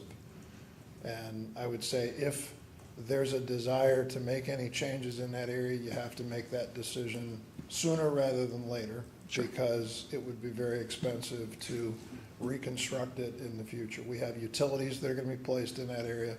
We're building the road footprint in there. We have sidewalks and ADA access ramps that get constructed. So the wall is an important component. We have to pick the location now. And in your opinion, if you made a major investment and you live down there, would you want golf carts parked in front of your house? And from me to you, the distance from me to you is how wide that road is where you're talking about. So I think there's a couple of things that factor in that area, having worked on the project for 2 years. Yes, sir. We have the shoulder area that gets eliminated within the project. The current CRA footprint and even the future CRA footprint makes parking along the roadway, along Front Beach Road, a challenge because of safety concerns. You have a local roadway down there that does have, and we've certainly got the information from the Parks Department about the concerns that have been had about the casual parking that occurs within the right-of-way along those public beach accesses. This was a response to those concerns. Particularly 47, we've had the owner that's near Beach Access 50 has similar concerns. Yes, ma'am? No? No, And Beach not at Access- 50. So, the sole intent of this is to solve that problem. That was what initiated the discussion, that's the discussions that we've had. So that's what's being presented. I will apologize for the 125 if there was any misunderstanding of that. That was a maximum. It is council's pleasure to tell us to do no parking, to do 6 parking spots, to do whatever you would like to do. Mr. Passmore, I negotiate for a living, and I try to get the best bid for my company every day. Generally, you start high, and you have a number that you want to fall into, whether it's right or wrong. We knew 125 spots was never the purpose of this. I think everybody knew that.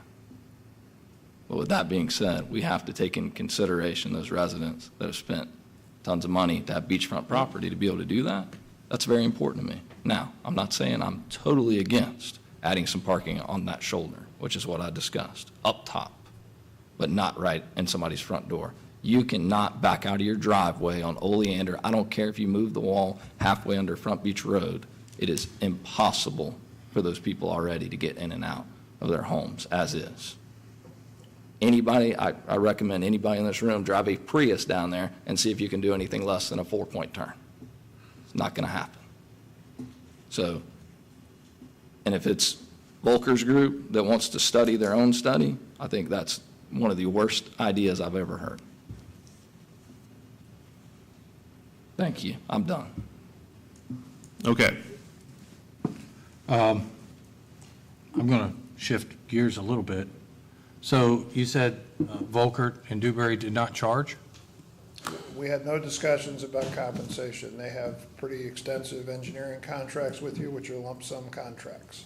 So as a portion of that, we have requests from citizens to look at crosswalks. We have, over the 2 years that I've worked on the project, I probably had 5 or 6 inquiries, requests, concerns that we work to address. We work to address that within the scope of the contracts that you've awarded. When we have things that get beyond what they're comfortable with within the scope of their contracts, they'll ask us for additional compensation, and we'll come to you for those requests. You have done for residents an extensive redesign of this nature before? No, ma'am, or no, sir.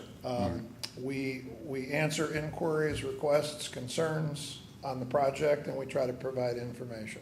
Okay, but And no, we have to but manage- no redesigns? No, ma'am. Well, no, sir, this isn't a redesign per se. It was a conceptual report that we put together at Drew's request to investigate.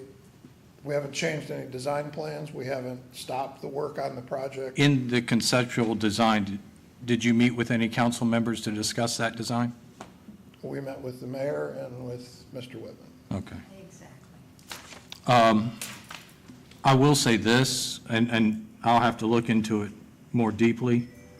This level, if Volkert and Dewberry didn't charge, that might be considered a gift. In that case, I definitely agree with Councilman Register that any design work or engineering or studies for this, they can't do it. They can't do it. They have a conflict. Absolutely. And if my research shows that it escalates to a gift, then there's a transparency issue that's going to have to be addressed. So that's all I have. You mentioned earlier the Nick's Pizza property, that we would also have stormwater on that, and parking for golf carts and regular vehicles is, so that would, to me, that would be like a threefer. You would get, wouldn't be an open retention pond, it would be like an underdrain system like we Correct. have down at Churchwell parking lot with big French drains or big Yeah, pipes. it's a stormwater chamber system in the current It design. wouldn't be any open, ugly retention pond out there that we could use. We'll be parking on top of the stormwater structure then, right? That's correct. Okay. And you think we could get how many parking spots there? I think in the conceptual design that we have for parking, because we don't have a final, we basically scoped it out. It was about 40 to 45 vehicle parking spaces. It can be final designed and allocated any way that we would want. If the direction is that we need to provide LSV parking there, we can apportion part of it and Okay. come back with a final. Good deal. Thank you, that's all I have.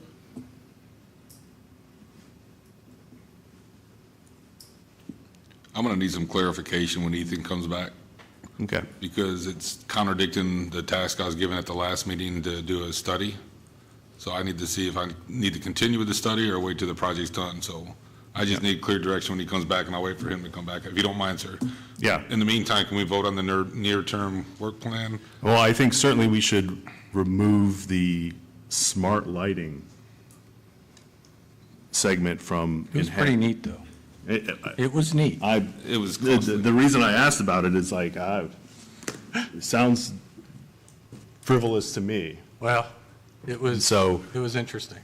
And let's. it had to do with the crosswalks, too. Yeah.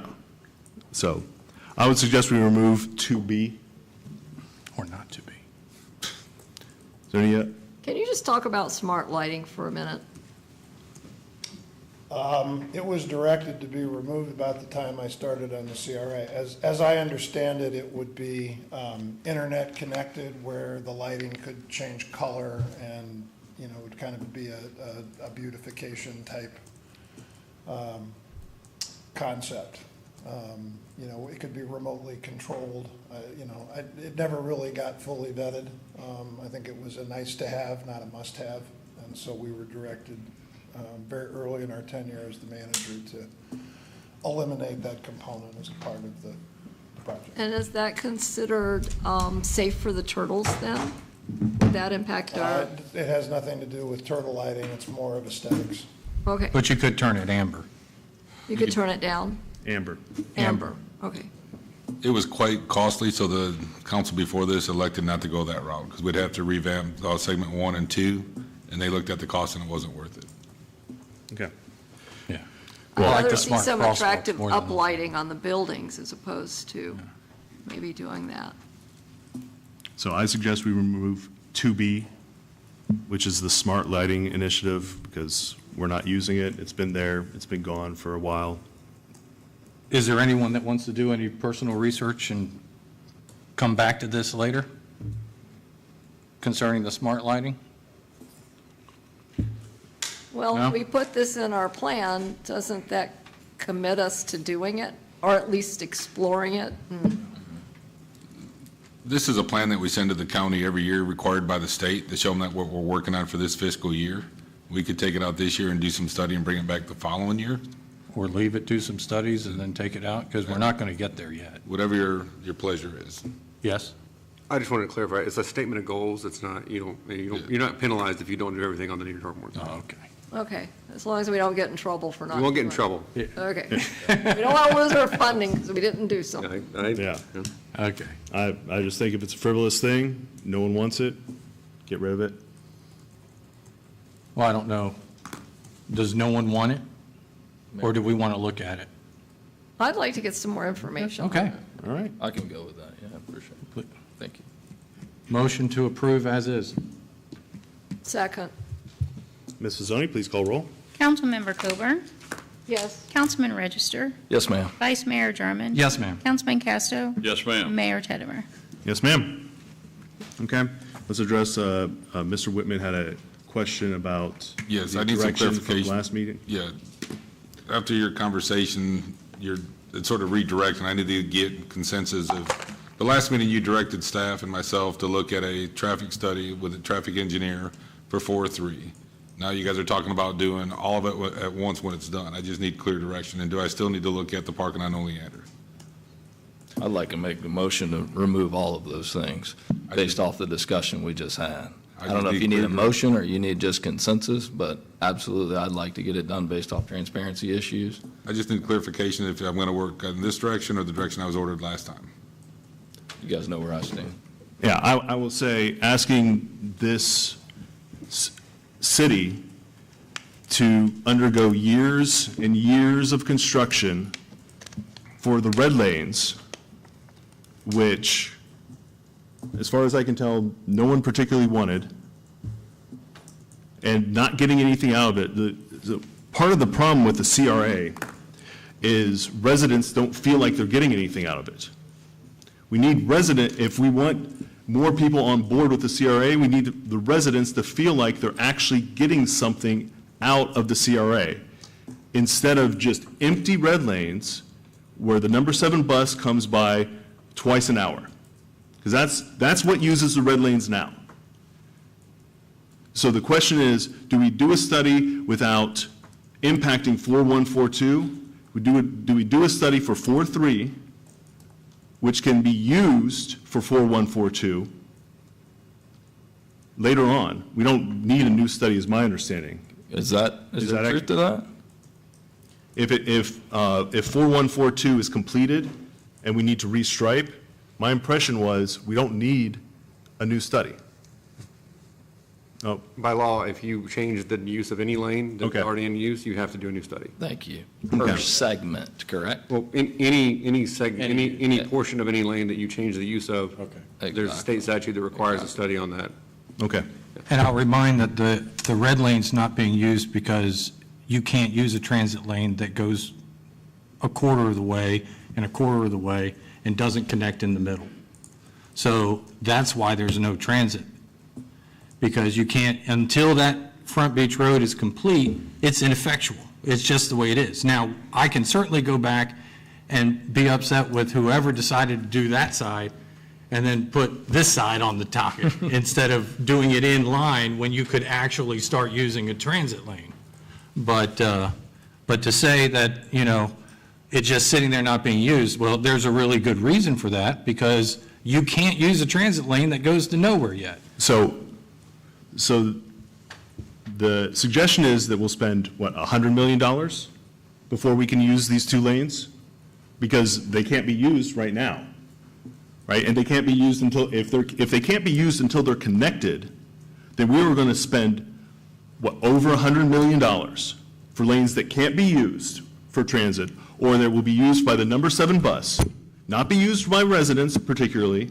I mean, there are some of the workers do use the number 7, but that doesn't, we're not precluding them. If we have the system, we inherited the system we have, right? One option, which makes it possible that residents can use these lanes before we spend all that money, is to explore the LSV lanes. That way, residents actually get value out of the CRA. Right now, people have been dealing with construction for years, and what do they get out of the construction? What do they get? New lanes? They get new red lanes that aren't being used and won't be used. Sidewalks. But we all get the side. Yeah, but we have empty lanes. A bike lane. I see tons of bikes all the time in the red lane. Okay, so a bike lane. I never once said that I don't want those lanes. It's idiotic to have them as a tram lane. nobody in this room, I don't think, is going to fight for a tram lane, especially not me. But with that being said, coinciding this with a study that puts parking in front of people's houses doesn't work for me. So those are two separate things. I want to get this thing built, and then we'll do whatever we want to do with the lanes. But let's get it built and stop working on these little pet projects on the side, and let's get the roads built as quickly as possible. That's what the residents deserve, and that's what they want. They want it. The people I talk to are tired of construction. Do these things slow things down, Mr. Passmore? When we start looking at all these different avenues and different things, do we slow you down? It distracts us from the focus Thank on you. getting the work accomplished, I will, yes. We want to get this done. I think Bay County wants to get this done. Panama City Beach residents want to get it done. It's miserable for those people. Let's get the roads. I promise to vote to figure out whatever. I'm not a traffic engineer. I'm far from a traffic engineer. I don't know what's best for those lanes. And times change. But let's get the road built as quickly as possible, and I'll say it right now, that I will vote for what is in the best interest to get the most use out of those lanes. I promise I'll vote for it all day long. So, are you done? Yes, sir. Yeah. So we're going to vote to keep red lanes until we're completely done.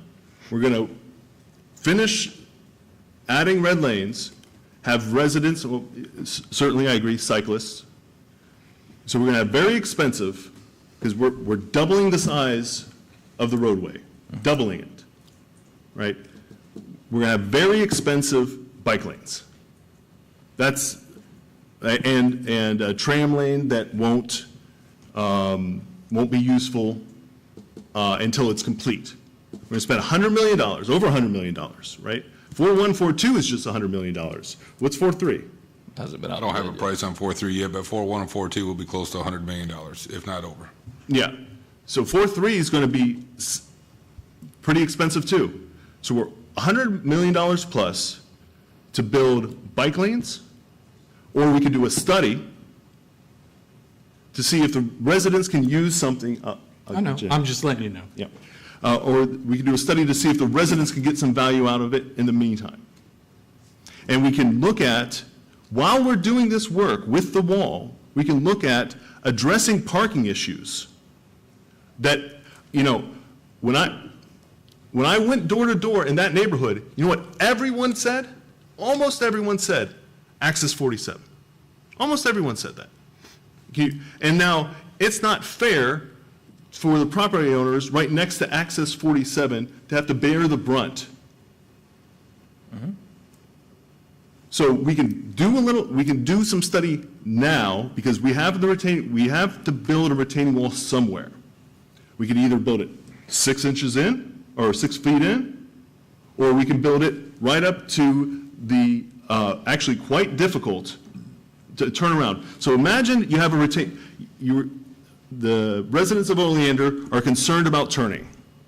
Imagine there's a wall there. Imagine there's not an additional 6 feet. Imagine there's a wall when they try to turn out. Is that going to be easier to pull out, or is it going to be more difficult to pull out? So let's put a wall. That's not what the residents are concerned about. I'm sorry, ma'am. But you're wrong. That's not what we We were just, ma'am, we were just talking about making a 4 and 4 and 5, and I understand. But that wall is going to go somewhere. And it's going to be extremely expensive to move it. And the goal of 4.3, or of talking about this in 4.3, is to do it without impacting any schedules. That is the most likely thing we can do. We can add a little bit of parking. And I would, as we talked about the work plan, the goals of the CRA: 1, pedestrian, parking, and transportation improvements. Pedestrian, we got the sidewalks. Parking, transportation improvements, gotcha. Enhanced beach access and related parking. That is literally a goal of the CRA that we just unlocked if the interlocal goes through the county. Right? And so we weren't able to work on that previously because of the 2020 interlocal, because that had the project list. Now we're able to work on it, and instead of spending money now so that people can have some benefit, instead Just build it and maybe we'll use it. It'd be extremely expensive to move this wall. We got to make that call essentially now. And so if the goal is to, basically choke out that parking there or cause more disruptions, I mean, I would be very concerned if I were a property owner. Like, those people are going to go somewhere. Those people are going to go somewhere. If they go to Access 50, and you're going to ask them to cross the road, to cross a 4-lane road, now to go to the beach when they could just pull down before or pull up to the shoulder, we got to do something for those people. And we have to do something that also addresses the property owners down on Oleander. I am entirely sympathetic. I responded to all the emails. I applaud you for going and talking to them. I absolutely applaud you. But we got to do something that balances their concerns and the neighborhood's concerns. And so we can't just do the property owner's concerns. There are a significant percentage of our beach accesses are on that street. And they've been there forever. So we have to address people using our public beach accesses. I will say, what they say is, the best deal is the one where both parties go away a little upset. One of the things that you want to provide is parking. I think we look at Nick's Pizza, and that satisfies that. And the property owners, they might have people dropping off in front of their houses. They'll have a lot of people on Access 50. They're probably not going to be exactly still thrilled. But my thing is, I want to look at Nick's Pizza. I want to see what can go there. If it works, it works. If it doesn't, it doesn't. It's something that's existing, we have. Now, we're dealing with two separate things. Exactly. We're dealing with parking at Oleander, and we're dealing with lane changes. The idea that a mile of lane change is some big thing to give to people, I don't see it, because that's not much. Because you're only talking from what, R. Jackson to the transition, correct? Middle Beach to Richard Jackson. Right. So, I mean, I'm in favor, if the council wants to do it, let's start a study now for lane changes to LSV and what can be done and what the impact is for the entirety of the CRA right now. It'll be independent and go from there. Would that slow us up on 4.1 and 4.2, getting that bid out to do start a study right now? No, I'm not talking about changing what we have. I'm talking about get the study out now so that when we have completed the Front Beach CRA, we have it there waiting. Is that going to hold up our bidding on 4.1? No, I don't think so. 4.1 and 4.2 that we're going to bid out this year to do a study right now? Under what you directed us 2 weeks ago, I said we were directed that we were going to continue to proceed with 4.1, 4.2 as is. So we'll be ready to bid that out this year? That's the goal. That's the goal. Will this study that Councilman Jarman's talking about, will that hold that up where that wouldn't get bid out this year? In my opinion, no, we'll do it, we would, if that's your pleasure, we would do it separately. Okay. What I've always said to Drew and to anybody that would ask is, this is a striping and a signalization exercise for the lane usage. You have to build 21 feet of pavement because that's what's in your PD&E study, and it's what has been approved by the feds, and it's what the basis for our utility underground is. It's making the cake and putting the icing on. If it won't hold it If you want up, vanilla icing, you can have it, and that comes in 3 years when we're in 4.1, 4.2, and we're ready to put striping on the roadway. You have time, if that's your pleasure. Yeah, and if we do the study, then for the entire CRA, and we get it all worked out, we can go ahead while we're doing 4.3 and start changing it to meet. Would that be possible? We could certainly execute a change order and get prices to do an alternative to what's in the bid currently, which is the transit bicycle. So you might have your entire Front Beach Road when 4.3 is done. Well, we're going to have to finish we done? Yeah. My understanding is we would have to finish and red stripe 4142 unless we were already changing everything. No, you could No. change order on that. We would bid, I would likely bid the red as a alternative bid because that material is expensive and it's specialty work. So we were already planning to do it as a bid alternative, which means that when you approve your bids, you can keep it in, take it out. It's entirely your choice. Right. So, To do the red. The striping, we have to give the contractor something to bid. Currently, it's to put one stripe between the through lane and the transit lane, transit bicycle. If you want to change those plans, you would have to, at that time, modify the plans, have the contractor price it, whatever contractor gets selected, and you would approve a change order. so if we bid 4-3 right now, We're not. what, next year? If we bid 4-3, we would keep the pullovers for the transit lanes. Yeah, currently, if you're gonna bid it as a transit lane, we would be acquiring right-of-way for those transit pullouts, and we would be bidding that way to keep the project on track. So we would be spending money for pullouts and then studying and eminent domaining, taking people's property for pullouts for a transit system that people here, at least what I'm hearing, don't want. So we're going to be spending city money, we're going to be taking people's property to do pullouts with the expectation that we're not going to use them. Mr. Mayor, I would remind you that you said you still want to use that for type of transit, and those pullouts could still be used for that. Yes. So the goal of the pullouts, my understanding, Mr. Passmore, is so that a large bus can leave about 2 feet, because that's. It's about 4 feet. It 4 feet. allows a bicycle to pass on the left of the transit vehicle when it's picking up passengers. But that's the point of the pullouts. They're not going to be drop-offs or anything. They could be. I mean, they could be. You're an advocate for Absolutely. freebie, and we could use those for that. How deep are these pull-offs? 4 feet. That's an excellent idea. They're the length of a transit vehicle, so I'd say, 15, 20 feet, and they're about 4 feet wide. So you could Can put they be multiple- strategically placed near public accesses on the top side of the road? They're placed based upon the current stops for the transit system that's been coordinated with Bay County Transit.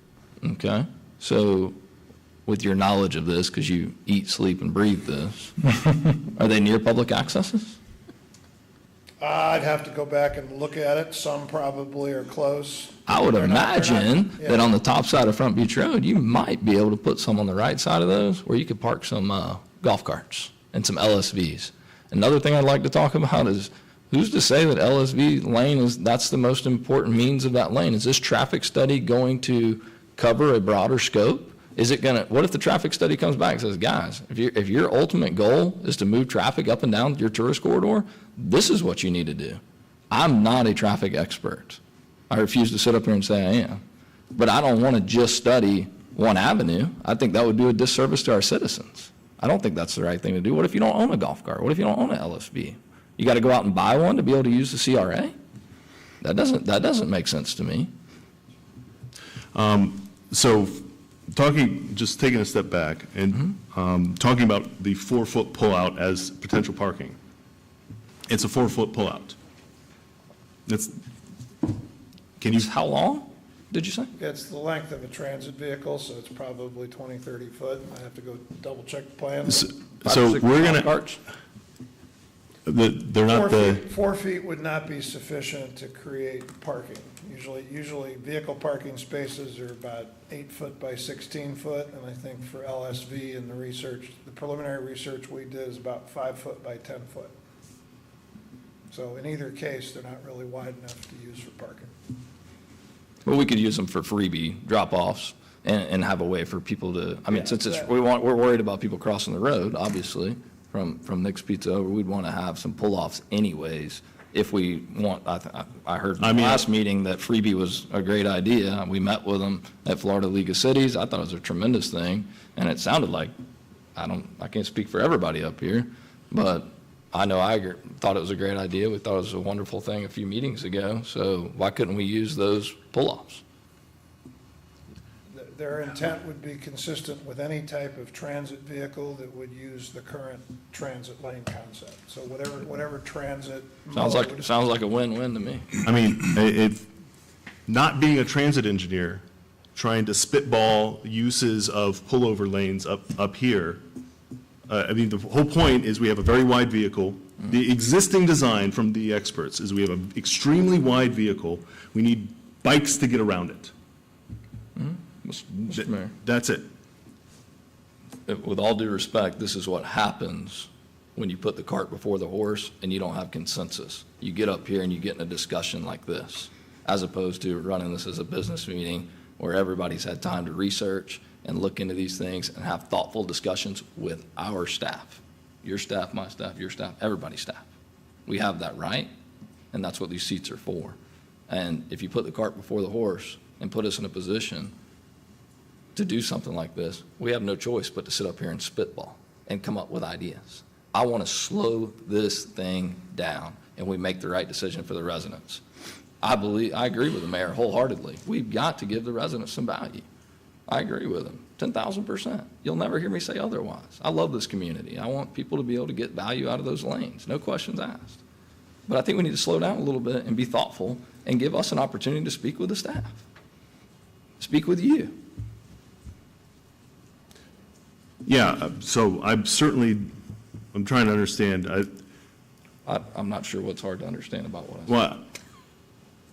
Well, we just had a discussion. Mm-hmm. We're having a discussion now. Certainly, you were not put on the spot for anything. We were not put on the spot for anything. We had a discussion of design options. Again. And we could have said, don't move forward. We could have said, wait. We said, proceed with the study.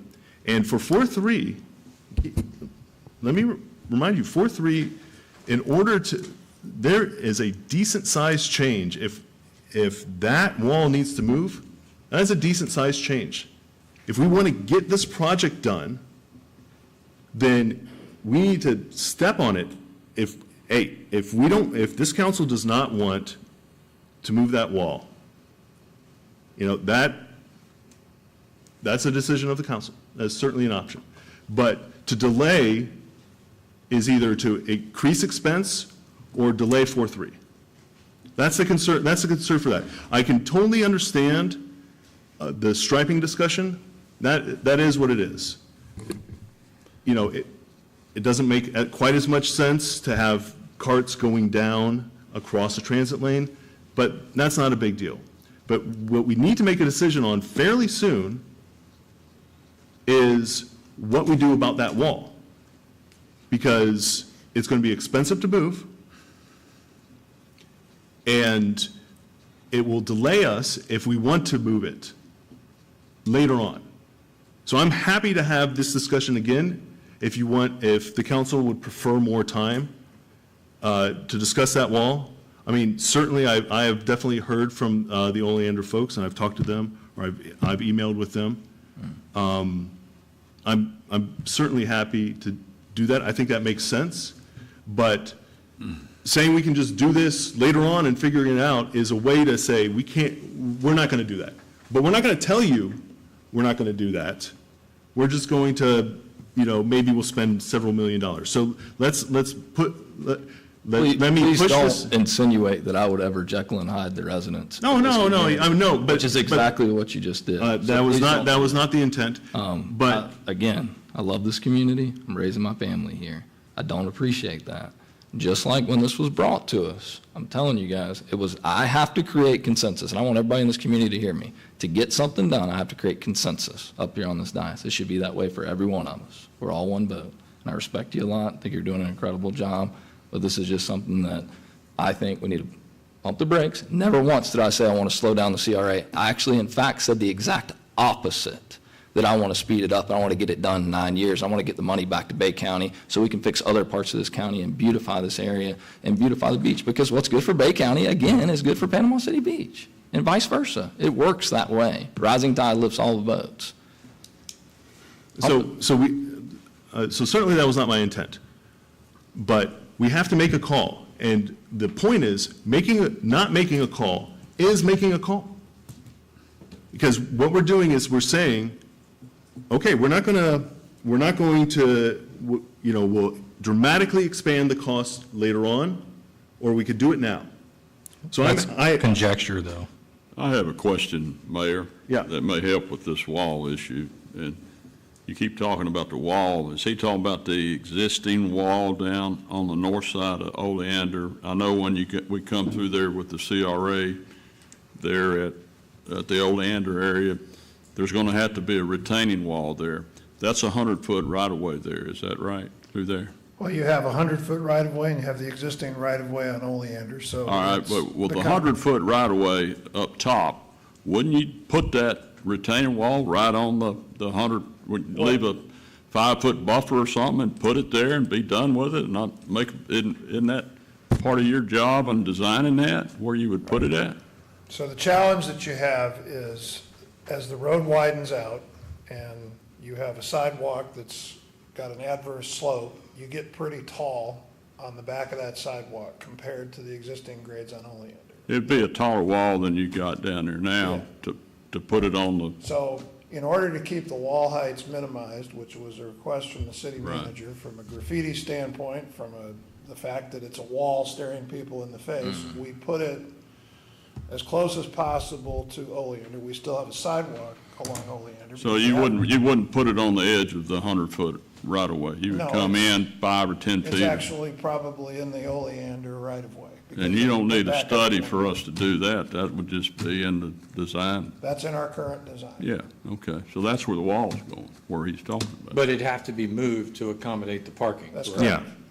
That's. How far could you move it? You couldn't move it more than, It would move 5 to 6 feet to accommodate a parking space. for all parking of up top or on the bottom? On the bottom. And The- you fought that for years. Yeah, but, The other on the issue- bottom, you would have to move that wall in 5 or 6 feet, is what you're saying. Toward Front Beach Road, yes. And that would be on the 100-foot state right-of-way that's currently It up would there? Be close to the right-of-way line at that point. So you would gain maybe 5 feet down there, whether you used it for parking or landscaping or whatever you used it for. I just think we're splitting hairs over this wall. I mean, talk about it Well, forever, but I mean, yeah, we have talked about it forever. So I think it's worth, let's just push it to another meeting. And certainly I want to address Councilman Register's concern about not having enough time. So let's push this to, push I this agree with that, discussion. but I also agree with Councilman Jarman, Vice Mayor Jarman, that maybe we should go ahead and start the study on the whole CRA now, and For the leaning. as long as it's not going to hold us up on this 4.1 and 4.2. Yeah, I think that makes sense. I mean, certainly when I was thinking through this, the goal was to avoid delaying 4.1, 4.2. And to also show some movement so that we're not stuck, honestly, selling this thing, selling years of construction, an extremely expensive project on the existing design. So any movement in that direction, I think makes sense. So, I mean, yeah, like, I don't think anyone has a problem with the lane striping. Absolutely Yeah. not. So if we can go ahead and get that started for the entirety of the CRA. yeah, I think that makes sense. Yeah, that's great. Yeah. And a big mistake that, hindsight's got 20/20 vision, but years ago, the council made a decision to stop going from east to west and jump down here to the west end and give Yeah. these people, that was a terrible decision. And I think all of them that are still here would agree with that. If we would have been contiguous and kept going west, then we You would would have seen have some usage. some Yeah. transit going on right now. Of But course you you can't do it until you connect the middle, that's. Yeah. Well, I will say, and just to preview, when we do the 4142 contract, I'm going to suggest that we start, instead of just letting the contractor start wherever, we should consider asking them to, within reason, start on the west and go east, so that we great don't have business that, sense. so we don't have the same thing. Yes. But let's get this one item addressed, doing a traffic study for the entire CRA as built out. Oh, hold on, we can't do that yet. We cannot do that yet. We have to wait to see what happens with the interlocal. Okay, so If I'm correct. No, I'm Oh, wrong. hold on, I just want to Won't make be it the clear. first time. When you say the entire CRA, do you mean just from Beach Road, or do you want? Yeah, from Beach Road, Oh. I'm sorry, from Beach Road, yeah. Do we From have Beach- to wait for approval of the interlocal to do this? No, you're just talking about, no. you're- Okay, we're talking about the lane striping. Yeah. Okay. Yeah, I think we're okay with this. Okay. I don't want to jeopardize So, it. Sounds to me we made a good business decision there. Yeah. so looking at do a traffic study for options for the additional lanes, including, as they are now, right, with the transit, including the concept presented, which was the LSV bike, and then other options as they become available? Sure, I mean, they're the experts. Yeah. I mean, Yeah. just a very And broad. I like the idea of doing it for the whole thing, because you might not have a problem in 4.3 that you're going, that. Yeah, no, I think it makes sense. Yeah. I think it makes sense. I think So- it makes sense. so, yeah. Yeah, okay. So, And then we're is gonna- that direction clear enough, Drew? I think that's four heads, Mary, were you good? Yeah. Okay. Yeah, I'm good with that. Okay. Oh, sorry. All right, that's good. Okay. We need to- I was we need to good with put that a not half an to hour exceed ago. price in there, That's, because those guys, I mean, they'll. traffic rock. studies are expensive. Yeah. And those two companies that, in my opinion, have a conflict will not be doing these studies. This is an outside company. That's the direction you give us, yes? I'd like to get consensus on that. But I mean, From what how long would the typical traffic study take, and how much are they Go going longer to on the charge? roads. I would need to sit down and scope this and figure out more details to tell you that. You know, a year. I probably have to gather data. You got a We've got to do. ballpark price in your mind that I most don't. of them will charge? You're gonna give It's us gonna one. be, it's gonna be Yeah. larger than what we were looking at 4.3. Yeah. So it'll come back to it. It's going to be over my It'll be span done of right, authority. though, instead of. Yeah, it's one study. Councilman Jarman. It's not hodgepodge. And I think to both Vice Mayor and Councilman Register's concern, we look at the options for who does the study based on the concerns, because certainly I just heard that concern. So just have staff research the options, and if there's a danger from having the existing providers do that study, I mean, Okay. I think I'm fine with that. And then for the Oleander 4.3, do you want to just push that to a new meeting? Pin in it. So that we have time? Time to discuss it, time to research it? Absolutely. You know, you want to push it to one of the October meetings? Not next meeting. Let's push it to the first October meeting? Next meeting gives me plenty of time, but. Next meeting, I mean, I'm game for whatever. I'm fine with whichever, but I want to make sure that there is enough time. I'm fine with leaving the wall where it is and let's get this road built. That's what I'm fine with. That's where I'm at, so. All Yes, right, sir. next meeting's enough time for me. I apologize. Next meeting. To Vice Mayor's question, a study on parking is contingent on the county approving. I was right. Oh, parking, yes. Yeah, so as it relates to Oleander parking, I just want to make that clear. Yeah. So as far as your We can. timing goes, that may play into. So as part of the budget, we approved $100,000, I thought, for parking study. Of our own money. Yeah, we'd want. Which can be, Man, that's. so, I mean, we can wait for the county, so you want to push it to October then? We'll push it to the October meeting. I mean, how close are we getting for impacting 4.3 here? I would say October, we would still be okay to meet what we're committing to you. We have the PD&E reevaluation, we've got lots of other things that are in the works with that. We have land acquisition, which is going to, that's really the critical path right now. Yeah. For 4.3. Okay. So let's push this discussion to the first meeting in October. Yes, sir. Okay. Does that make And then- sense to everyone? Get the ball rolling on the, And get the ball rolling on the traffic study. As a whole, as a whole. As a whole, yeah, I think that's great. with a broad scope. Okay. Okay. All right. Okay. All right. Thanks, Scott. Thank you, Scott. All right, next up. We still need to approve the near-term work plan. Motion to approve. Second. Did we do that? We did. Then Yeah, we did. Did we? Oh. Yeah, this is an in-between. There was such a gap. This is an in-between item between, yeah. We did approve it, I apologize. unchanged. So we still got our smart lighting in there. It's pretty cool, though. I'm sure it's pretty. Okay, next up is Resolution 24162. Mr. Davis. A resolution amending the budget for the City of Panama City Beach, Florida for the fiscal year 2023-2024, appropriating revenues and providing an effective date. Okay. Ms. Gibson, can you just walk us through this real quick? Yes, sir. Okay, so you have before you the amended budget for the 2024 fiscal year.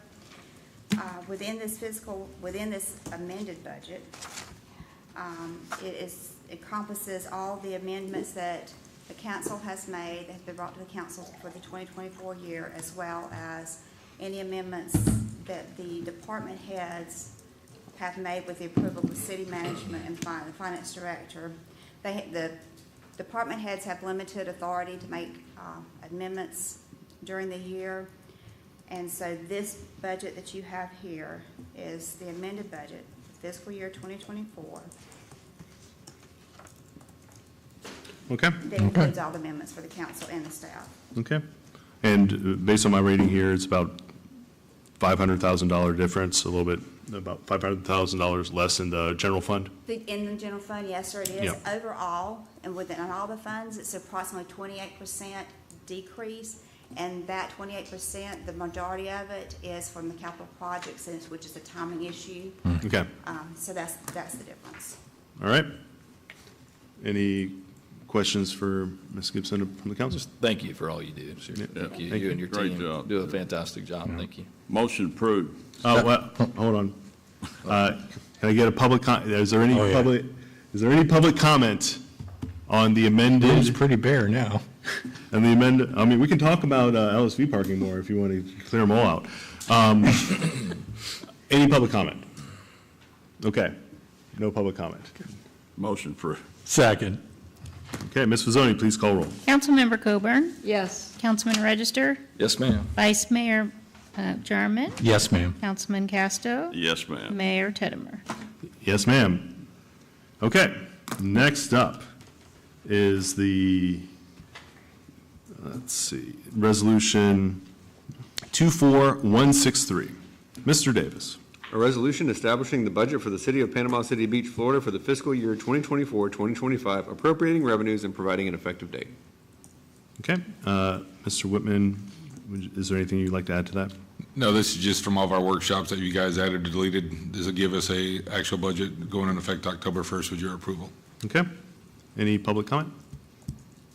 I would just say, for myself, I thought the council did very good during the budget workshop. I really appreciated working with everyone, and staff.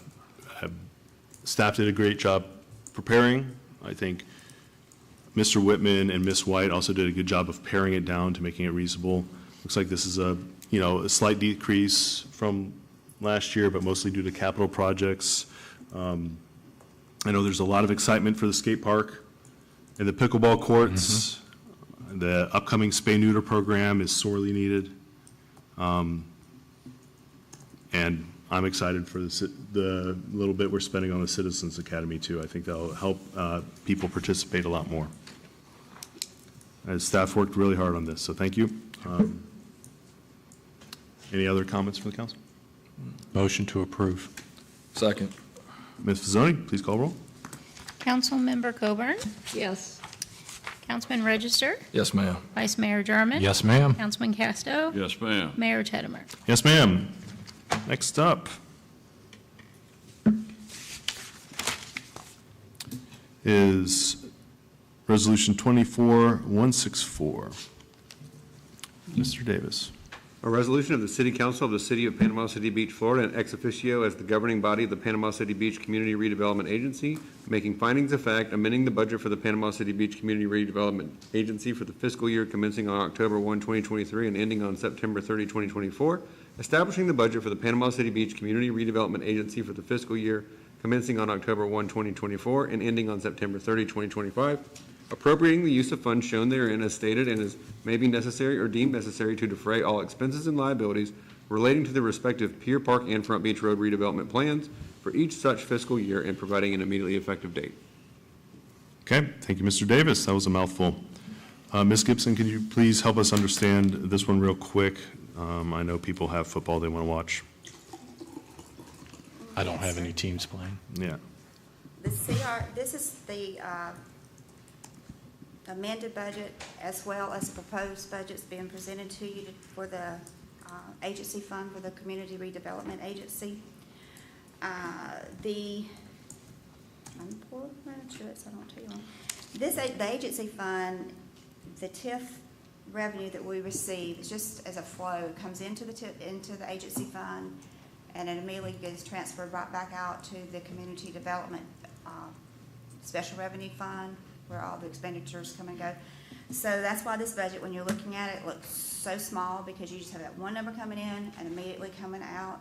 I will tell you on the amended budget for this year, it's different, a little bit different from what we adopted at the beginning of the year, only because we did not have the county's millage rate at the time, so it was a guesstimate. So that's why that is being amended with that difference.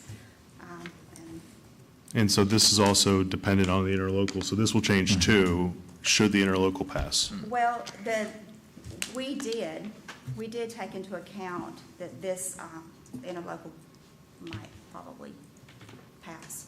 So it may adjust, it may not. Okay. Forward thinking. Just maybe. I have that little, what were y'all saying earlier, that little Magic ball. Yeah. Crystal ball. The crystal ball, or I think we also talked about the conch shell as well.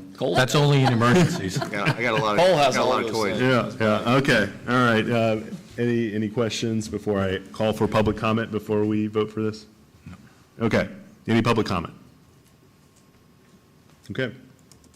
Can I get a motion? Motion to approve. Second. Okay, Ms. Fazzoni, please call roll. Councilmember Coburn? Yes. Councilman Register? Yes, ma'am. Vice Mayor Jarman? Yes, ma'am. Councilman Casto? Yes, ma'am. Mayor Teddemer? Yes, ma'am. Okay, that is it, since we pushed that other one to the November meeting. City manager, is there anything to report? I just want to thank the finance department again for the budget they worked hard on, especially the interlocal. Like I said, Joey's ran those numbers about 30 times just for myself. So I appreciate everything that all the city employees do, but with the interlocal, especially Joey running those numbers for me. Okay. Yeah, they work hard, and Joey does a great job. City Attorney, anything to report? I do. I alerted all of you earlier this week. As you may recall, in February of last year, the city entered into a lease with DBATS, Panama City Beach, for development of a baseball training facility at the entrance of Frank Brown Park. The tenant never took possession of the property, and the city continued to use the property. And the city manager and I have been trying to work with the tenant on their plans for some time. I received word from the tenant this week that their project did not come to fruition, and so they have asked for the city to rescind the lease, to have a mutual kind of walkaway. It doesn't require your approval, but I'm informing you and giving you the opportunity now to tell me not to do that. But I think based on the fact that the city never gave up possession of the property and continued use of the property, I think a mutual parting of the ways is advisable. Any opposition to the suggestion from Mr. Davis?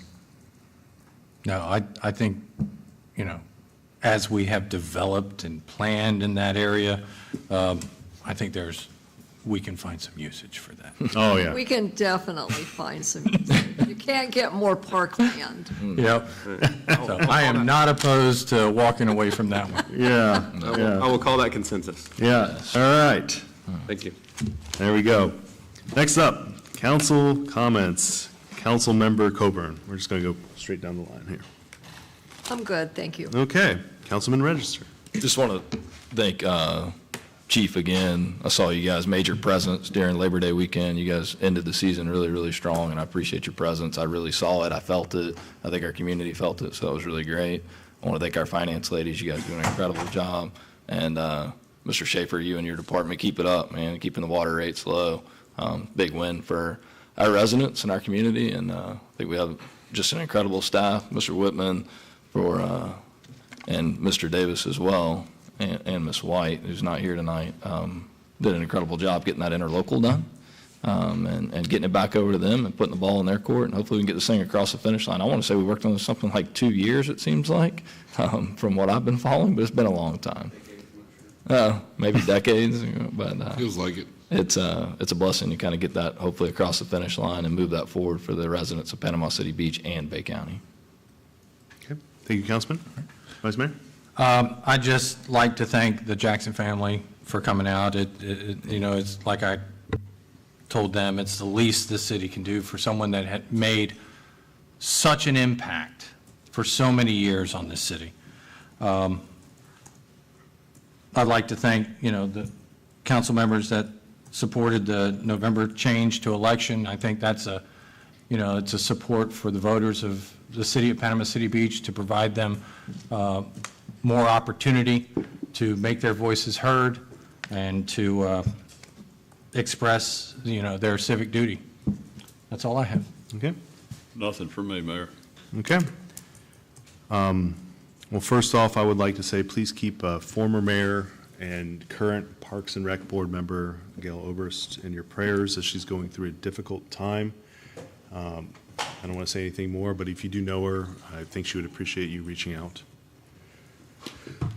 Breakfast Point Academy and Arnold High School commemorated September 11th this week in two wonderful ceremonies. I really appreciate them for allowing the council to take part of those commemorations. Everyone remembers where they were on that day, and it's a reminder to reflect on the challenges we face as a country, the freedom we have, and the dedication of those who protect our country, from our first responders here at home to our armed forces abroad. I just ask that the Lord continue to protect us, lead us, and guide us. God bless you all. God bless Panama City Beach. Next meeting is Thursday, September 26th, 9 a.m. at City Hall. I'll see you there.